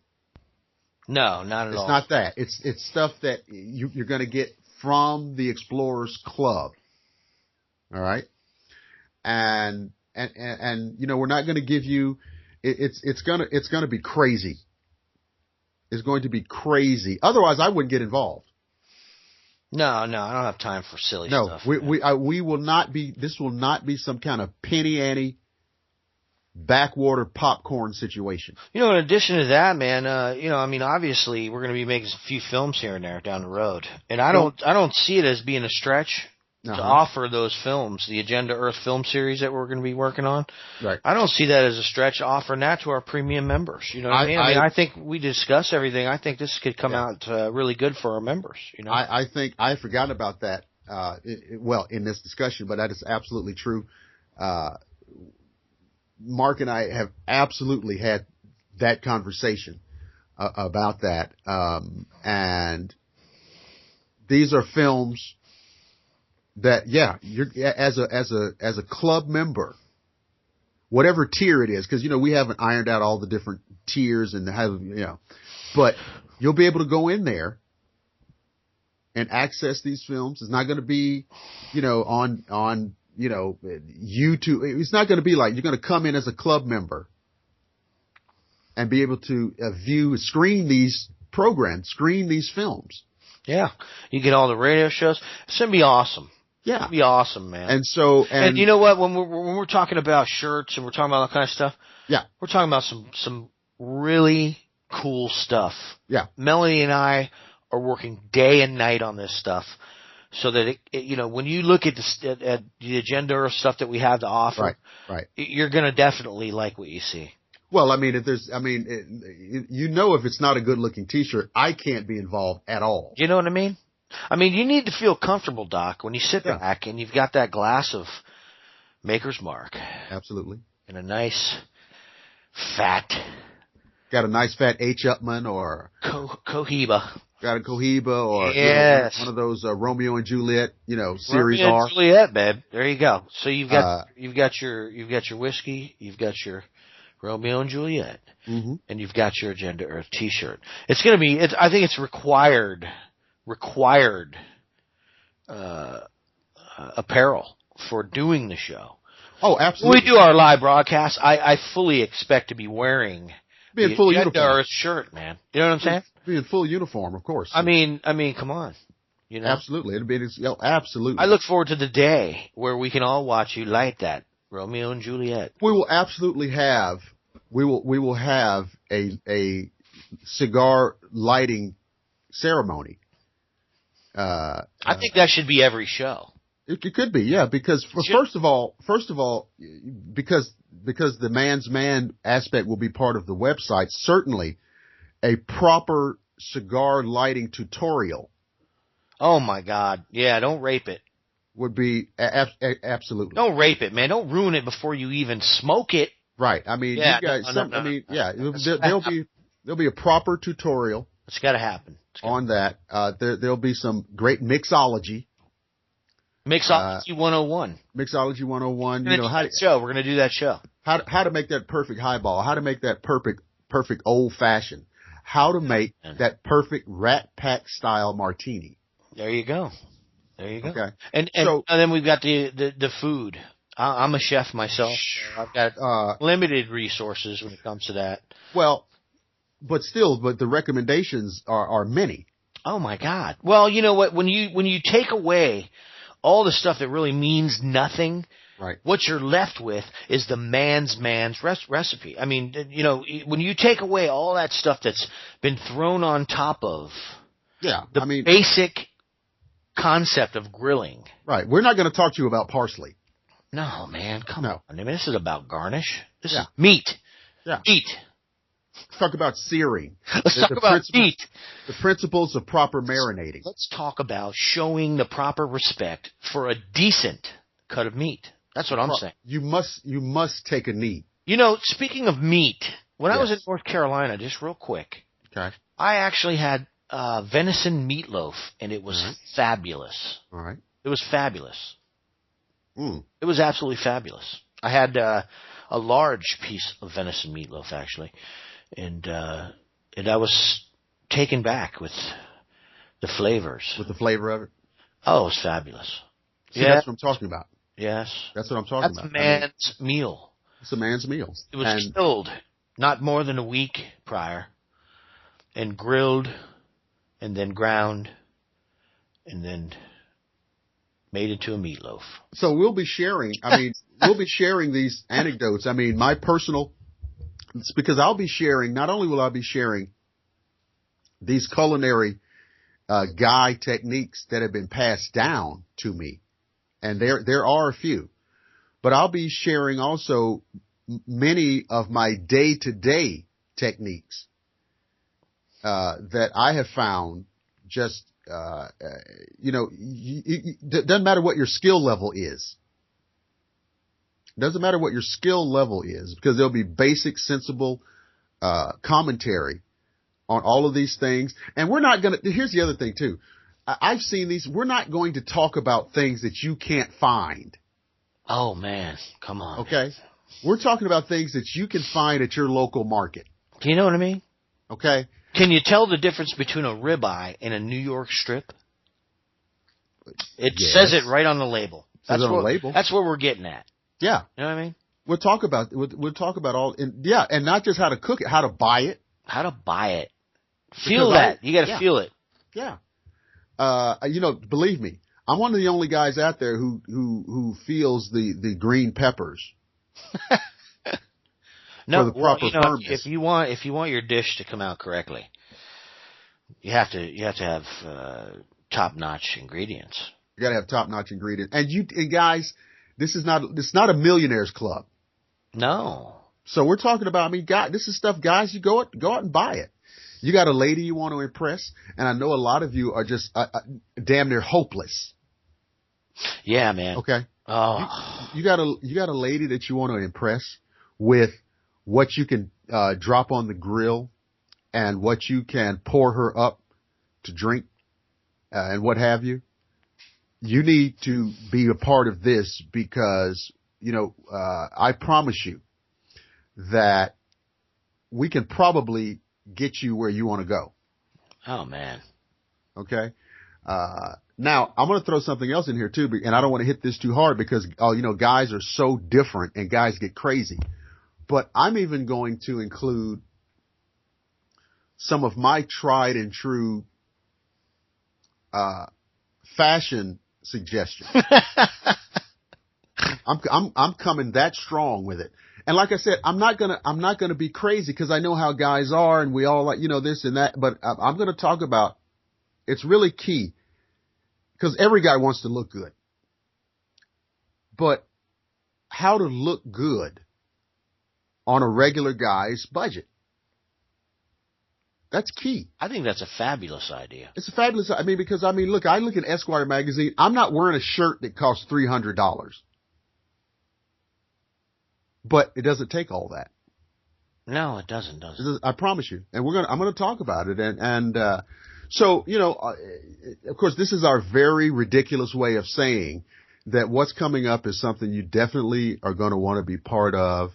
And we're not going to kill you with exorbitant, extortionist membership fees.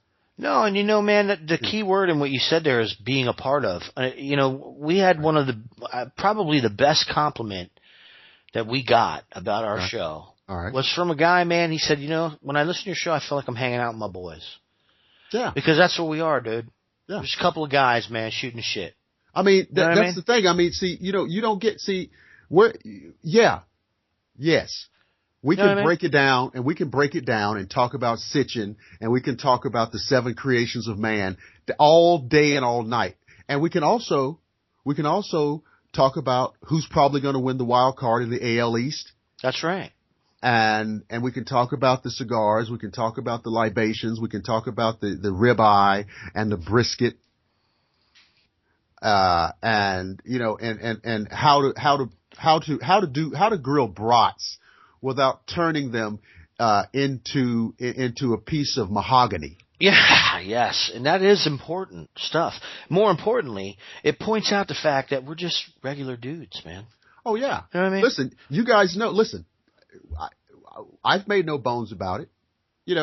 Everybody knows I'm off the payroll. Okay. I'm off the payroll. I am an untouchable. I'm an untouchable. You know what they say? Uh-huh. They say it. They say if you don't want to get a rotten apple, you go to the tree. Yeah. That's it. I am an untouchable. If I went to some campus on a university right now, they would ring for security. I think that's, some people may look at that and frown, but I actually look at that as a plus. I really do. You're untouchable, man. Yeah. Yeah. But you know where I can go? I can go boldly. I can go boldly, like the Enterprise. I go to like very close to my house, we have a state archive facility. I can stroll in there and just go crazy. See, I can go to those places. Now that you bring up the state archive, that brings up that film we're going to be working on here in Georgia soon, right? Well, we are talking about something, and I love, a working title, Bigfoot in Georgia. No guesswork on that one. No. Bigfoot in Georgia. Georgia has a very rich Bigfoot legacy. A very rich Bigfoot legacy, because of our topography. I live in what's called the Piedmont region. Of course, there's a coastal region and so on and so forth, but we have almost every imaginable topographical characteristic, whether it's mountains or marshes, riverways and waterways, pine forests that are almost impenetrable. Oh man. Okay. It's going to be a wonderful, like, naturalist alternative epic. Yeah. No, I cannot wait to get that ball rolling. I got news for you. Yeah. Living in a city with 6 million people is great, but when you get out on the fringes, that's real Georgia. Oh, and they're out there. Oh yeah. Oh, we just have to pull a few tricks, and I got news for you, man. We're gonna get some action up there. Yeah. You know, I've been looking at that topography, and it's impressive. First of all, one of the greenest states in America, number one. But you're right. The topographical disposition of this state is majestic. Yeah, man. Yeah. Okay. And so, but yeah, Bigfoot in Georgia is the working title of this film. And that's an Agenda Earth film. That's going on the website, man. Agenda Earth. Again, yeah, we talked about club members accessing these. That's going right up there. Didn't you? Now you also mentioned the possibility of a companion, an audio series. I have a long time personal friend who runs a publishing house out of Chicago, and I've worked with them on a number of things, and I brought this up just as a conversation. We're just talking. Hey, what's going on with Agenda Earth? La la la la. I said, oh well, yeah. Listen, we're looking at this film project, Bigfoot in Georgia. La la la la la, and they said to me, unsolicited, because I'm not fishing around. They said to me, what about a companion audio book? And yeah, it was that silent when they said it. That's. What about a companion? And because I know that, they've published audiobooks, so I know what they can do. They've published audiobooks. Well, what about a companion book? That sounds good to me. Well, I think. And I told them, I said, it's a great idea. So that is absolutely on the table for this. And, of course, again, it'll be one of those things that, I haven't done any kind of deal with the publisher or anything, but obviously it'll be something that you'll be able to get through the Explorers Club. And just speaking out of school here, because I don't control the publisher, obviously, but speaking out of school here, it'll probably be one of those things where you go over to Amazon and get it for this price, and that you come back to the Explorers Club and get it for this price because it's a discount because you're a member. That sounds about right. You know what I mean? Because I can't tell the publisher, hey, you can't put this on Amazon. I can't do that. Yeah. But what I can do. Well, we wouldn't want to do that. We would want to do that because, because the publisher, obviously the publisher, is gonna recoup some finances on this. Yeah. Right?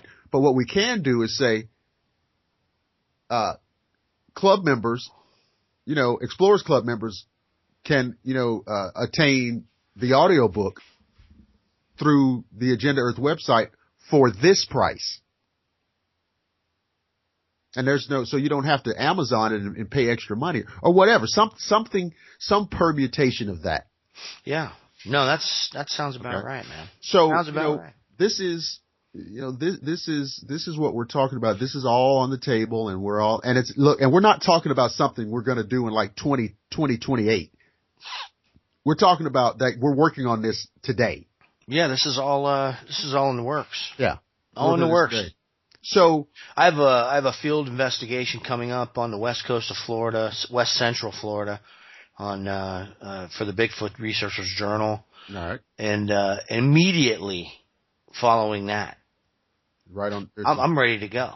Yeah. So I'm ready to go. I guess the first thing is to have the Agenda Earth website up and functioning, and so people can go up there and kind of feel their way around. Yep, I started working on that today. I don't think it's going to be very long. Right. I just don't. The rate we're going now, I would say, I don't know, man, somewhere around probably the second week of July. Yeah. Oh, absolutely. Somewhere around the second week of July, end of the second week. So now third week of July, around the 21st. Now imagine going up there after that. Imagine going up there and seeing the commentary on the post 4th of July festivities. Come on, man. Okay. And so, and then listen, you'll be able to, the membership tiers will be structured. So like you get your membership, okay? Because you must understand, materials and information are going to be added constantly. So, what you see on the day the website goes live is not even the full complement of things. Oh, not even close. Right. So get your membership, and no matter what, and no matter when something else hits, you'll have access. Well, I think we may need to set up an inaugural live show in order to bring her in right, so to speak. Bring her in right. That's christen the website, man. We're gonna have to have a christening, I think what we'll do, I think that's a great idea, and so we'll do an inaugural live show, almost like how they do those things on PBS. They have those membership drives. That's right. We'll do it. You pay $80 for a DVD, Yeah. But yeah, we'll do a live show, and those people who would have purchased their membership at whatever given time will be the first participants on that. And so, make sure that you're in line for that. Okay. That's a great point. That's what we'll do. We'll kick it off with a live show. Yeah. I like the way that sounds, man. I like the way that sounds.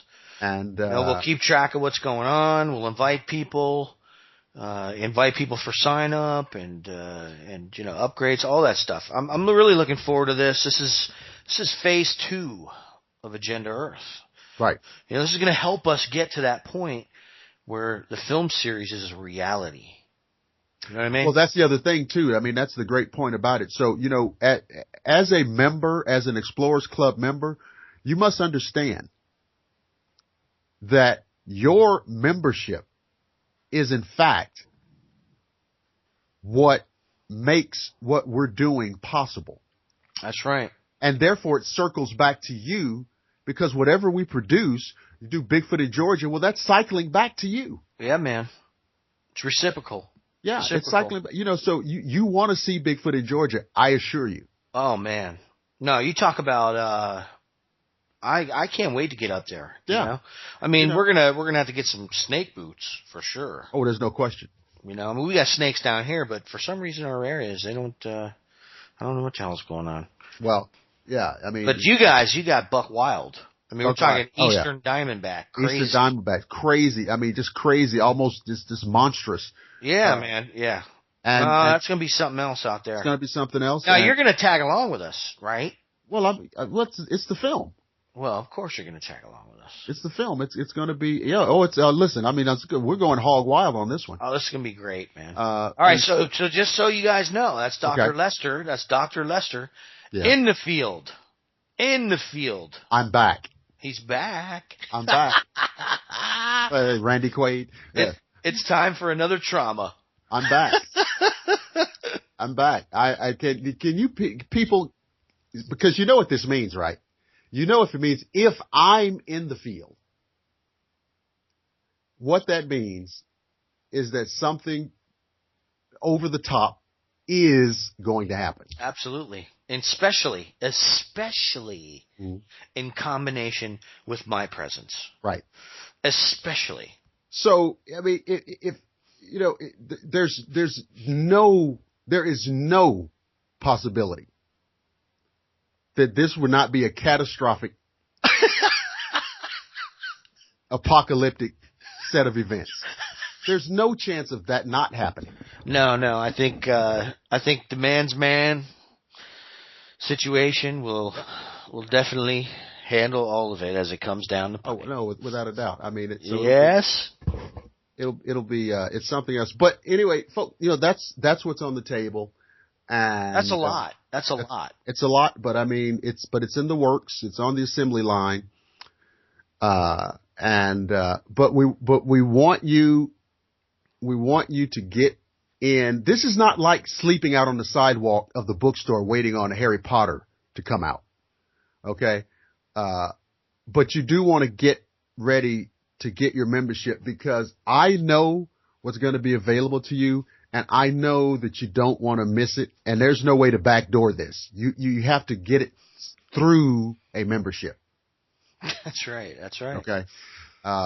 And you know, we wanted to set this up and get this thing established for you guys, and it's going to be a crazy, wild ride. And, I'm excited about it. And like, I'm on the inside kind of looking out. So I hope you guys, are equally excited about it. So, stay tuned for that. Now, are they going to be able to, like, when this website, like, goes live, obviously we're going to kick it off with the live show. So I guess that we will announce that and promo that on Facebook. That's right. Yeah, we're gonna announce everything once the site is close, and we're gonna be going live. We're gonna announce all that, and you'll be able to log on and register. Very, very easy. It's very simple. It's not a bunch of required information. Oh, please, it's not going to be anything like that. Please, yeah. It's going to be real simple. It's a monthly reoccurring payment. It's going to be very affordable. You'll have an option of upgrading if you want the premium package, and with that, like I said, you'll get access to the premium content. The first tier membership, you'll get access to 2 shows a week, and then we're going to do the live show. In addition to that, like, you know, everything we just described, we're going to go into.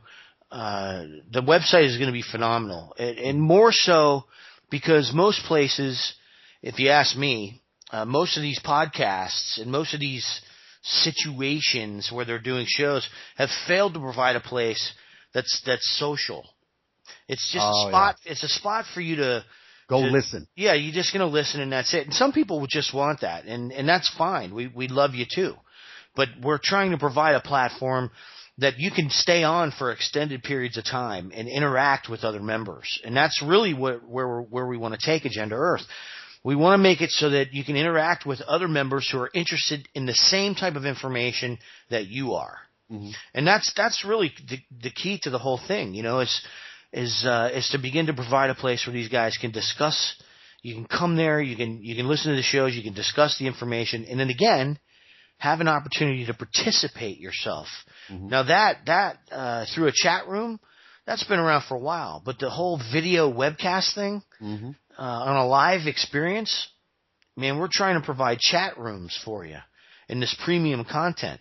With that premium membership, you're gonna get access to these chat rooms where you can actually come in and through video web conferencing tools, you'll be able to participate with us on the show. Now that's interesting. That's something that's not really been done. You can ask us questions and carry on like that, you know. Yeah, I mean, so it's a package. Yeah, it's a package of perks, a package of premium content. And you know, so it'll be the Agenda Earth Explorers Club, and we're going to treat it like that. I mean, you can, there's a lot of things out there you can join. You know, my grandfather was a member of some men's club somewhere, and you know, God only knows what they did. But it was a big deal. Because, you know, exclusivity. I belong to this and you don't. That's right. That's right. That kind of thing. And here's what we get this and you don't. And that kind of thing. And you just want to be part of this, you know. Yeah, you can believe me when I say that we're going to be providing some very interesting services for you guys. Oh yeah. You know what I mean, I have some ideas, Mark. You know, I think that's something that's largely missing from America today. You know what I mean? I mean, that shit's laughed at. I don't think so, pal. One of the things. You know what I mean? One of the things that I'm going to be putting up, and I'd even mention this to Mark, but you know, but one of the things that I'm going to be submitting to the Explorers Club Emporium. The bazaar, the shop. Now this is very cool. Now listen to this. for several years, I published a magazine, and it was called Shadowland, and it was called, what was the subtitle? The Publication of Terror and the Supernatural. I started in like 1996, right? And I published it, semi-regularly, for a number of years. It was quarterly. And that's what it was. It was, fantasy fiction, supernatural fiction, science fiction. Now, there are stories in there from writers from all across the world. And now a few of those writers, I understand, have become quite prominent in fantasy fiction. I have a number of back issues of that magazine. I have them right here in my office. Oh, that's awesome, man. And I've never done, these are just issues that I had. And I thought to myself, what if I offer these to the public? Just an autograph, autograph the inside cover. Autograph the inside cover of the magazine or whatever. It's a very cool little memento. Because I stopped publishing, I started publishing it online because that just became the thing to do, and I stopped publishing hard copies. So when these are gone, they're gone forever. I'm getting one. They're gone forever. Okay? And it'll be a cool little thing.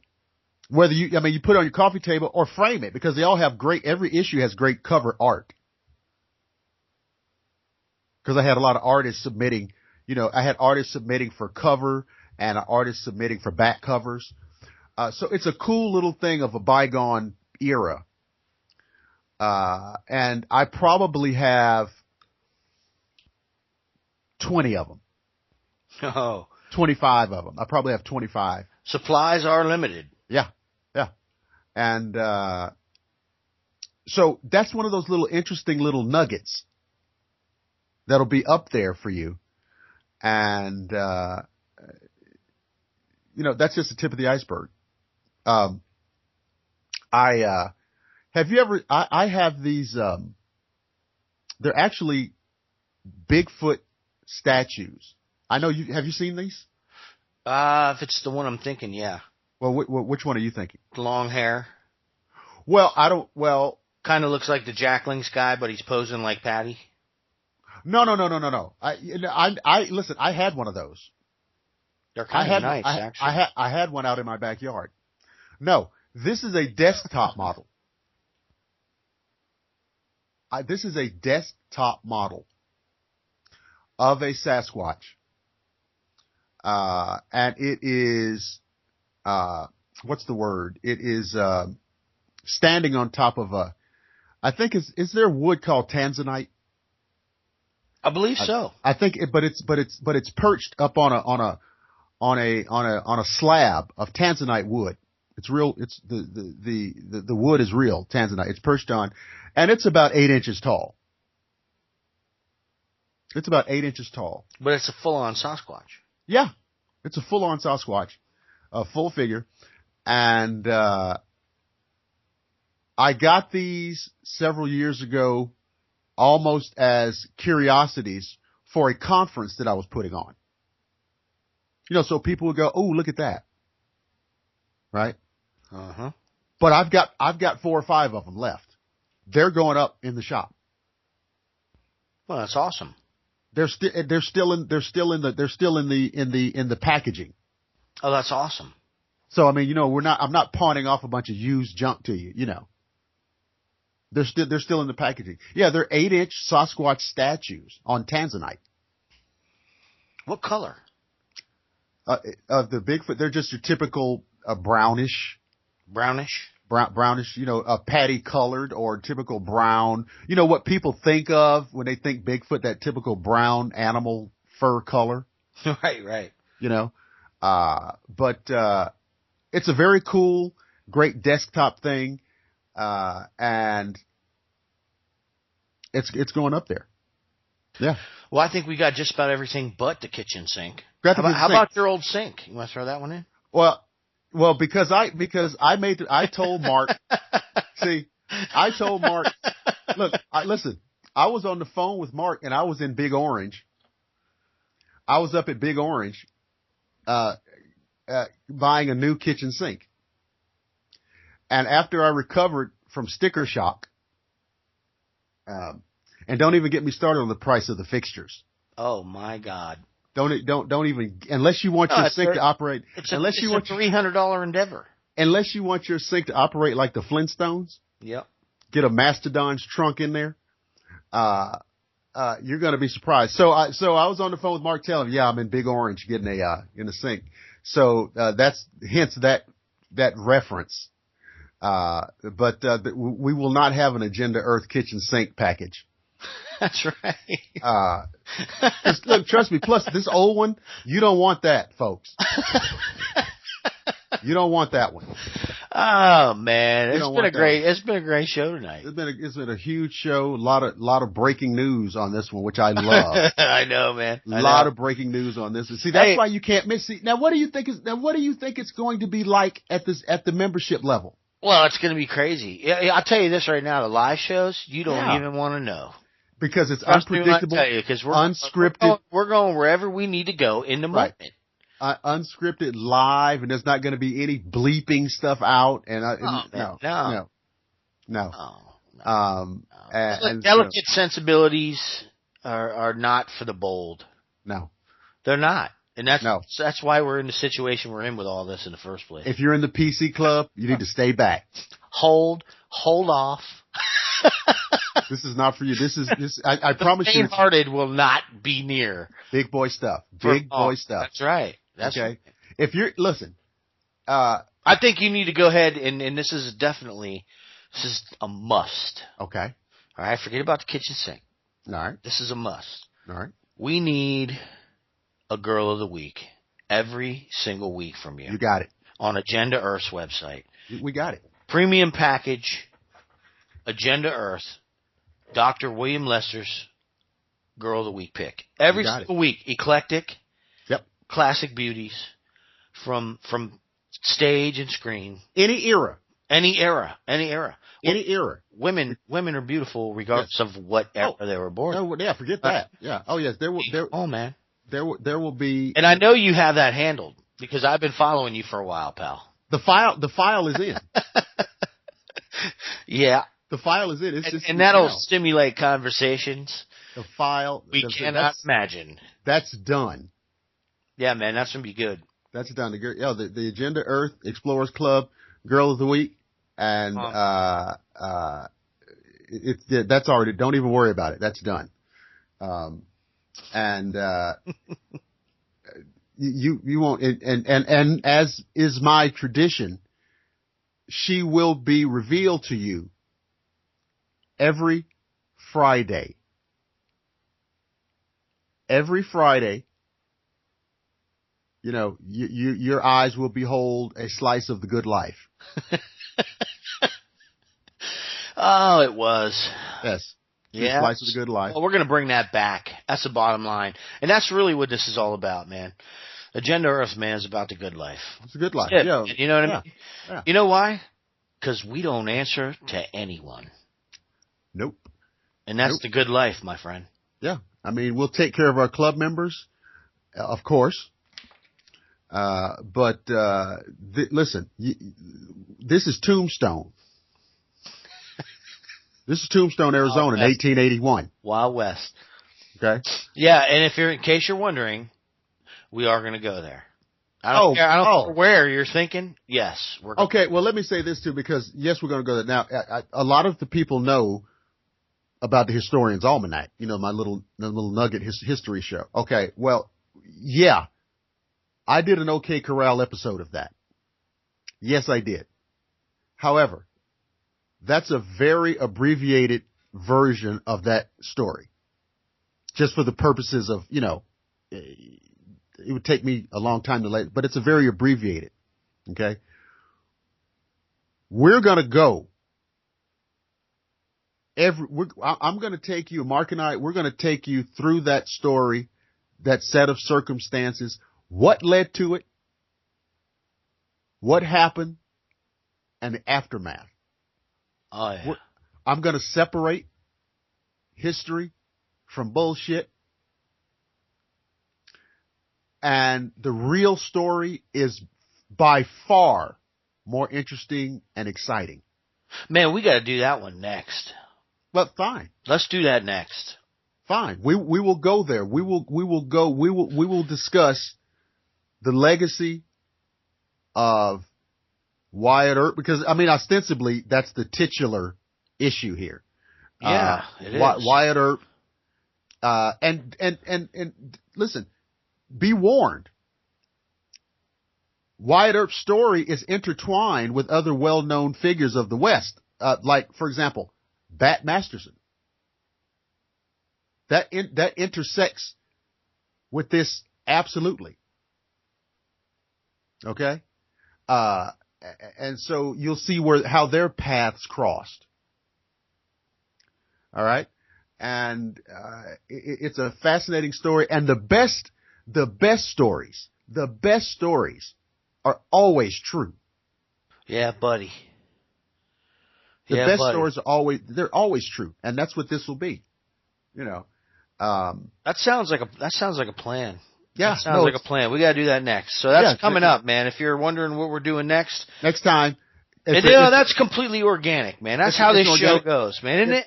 It's a man's episode. Now be ready. That's some Agenda Earth stuff right there, buddy. It's an Agenda Earth man's special presentation. The OK Corral. The OK Corral. The real story. You've all seen the movies. You've all seen all the, you've seen the Hollywood versions of it. We're giving it to you raw. Giving it to you raw. And it's as fun and interesting. And like I said, the best stories are always true. And, listen, there are such things as good guys and bad guys. There are. And sometimes it just comes down to that. Yeah.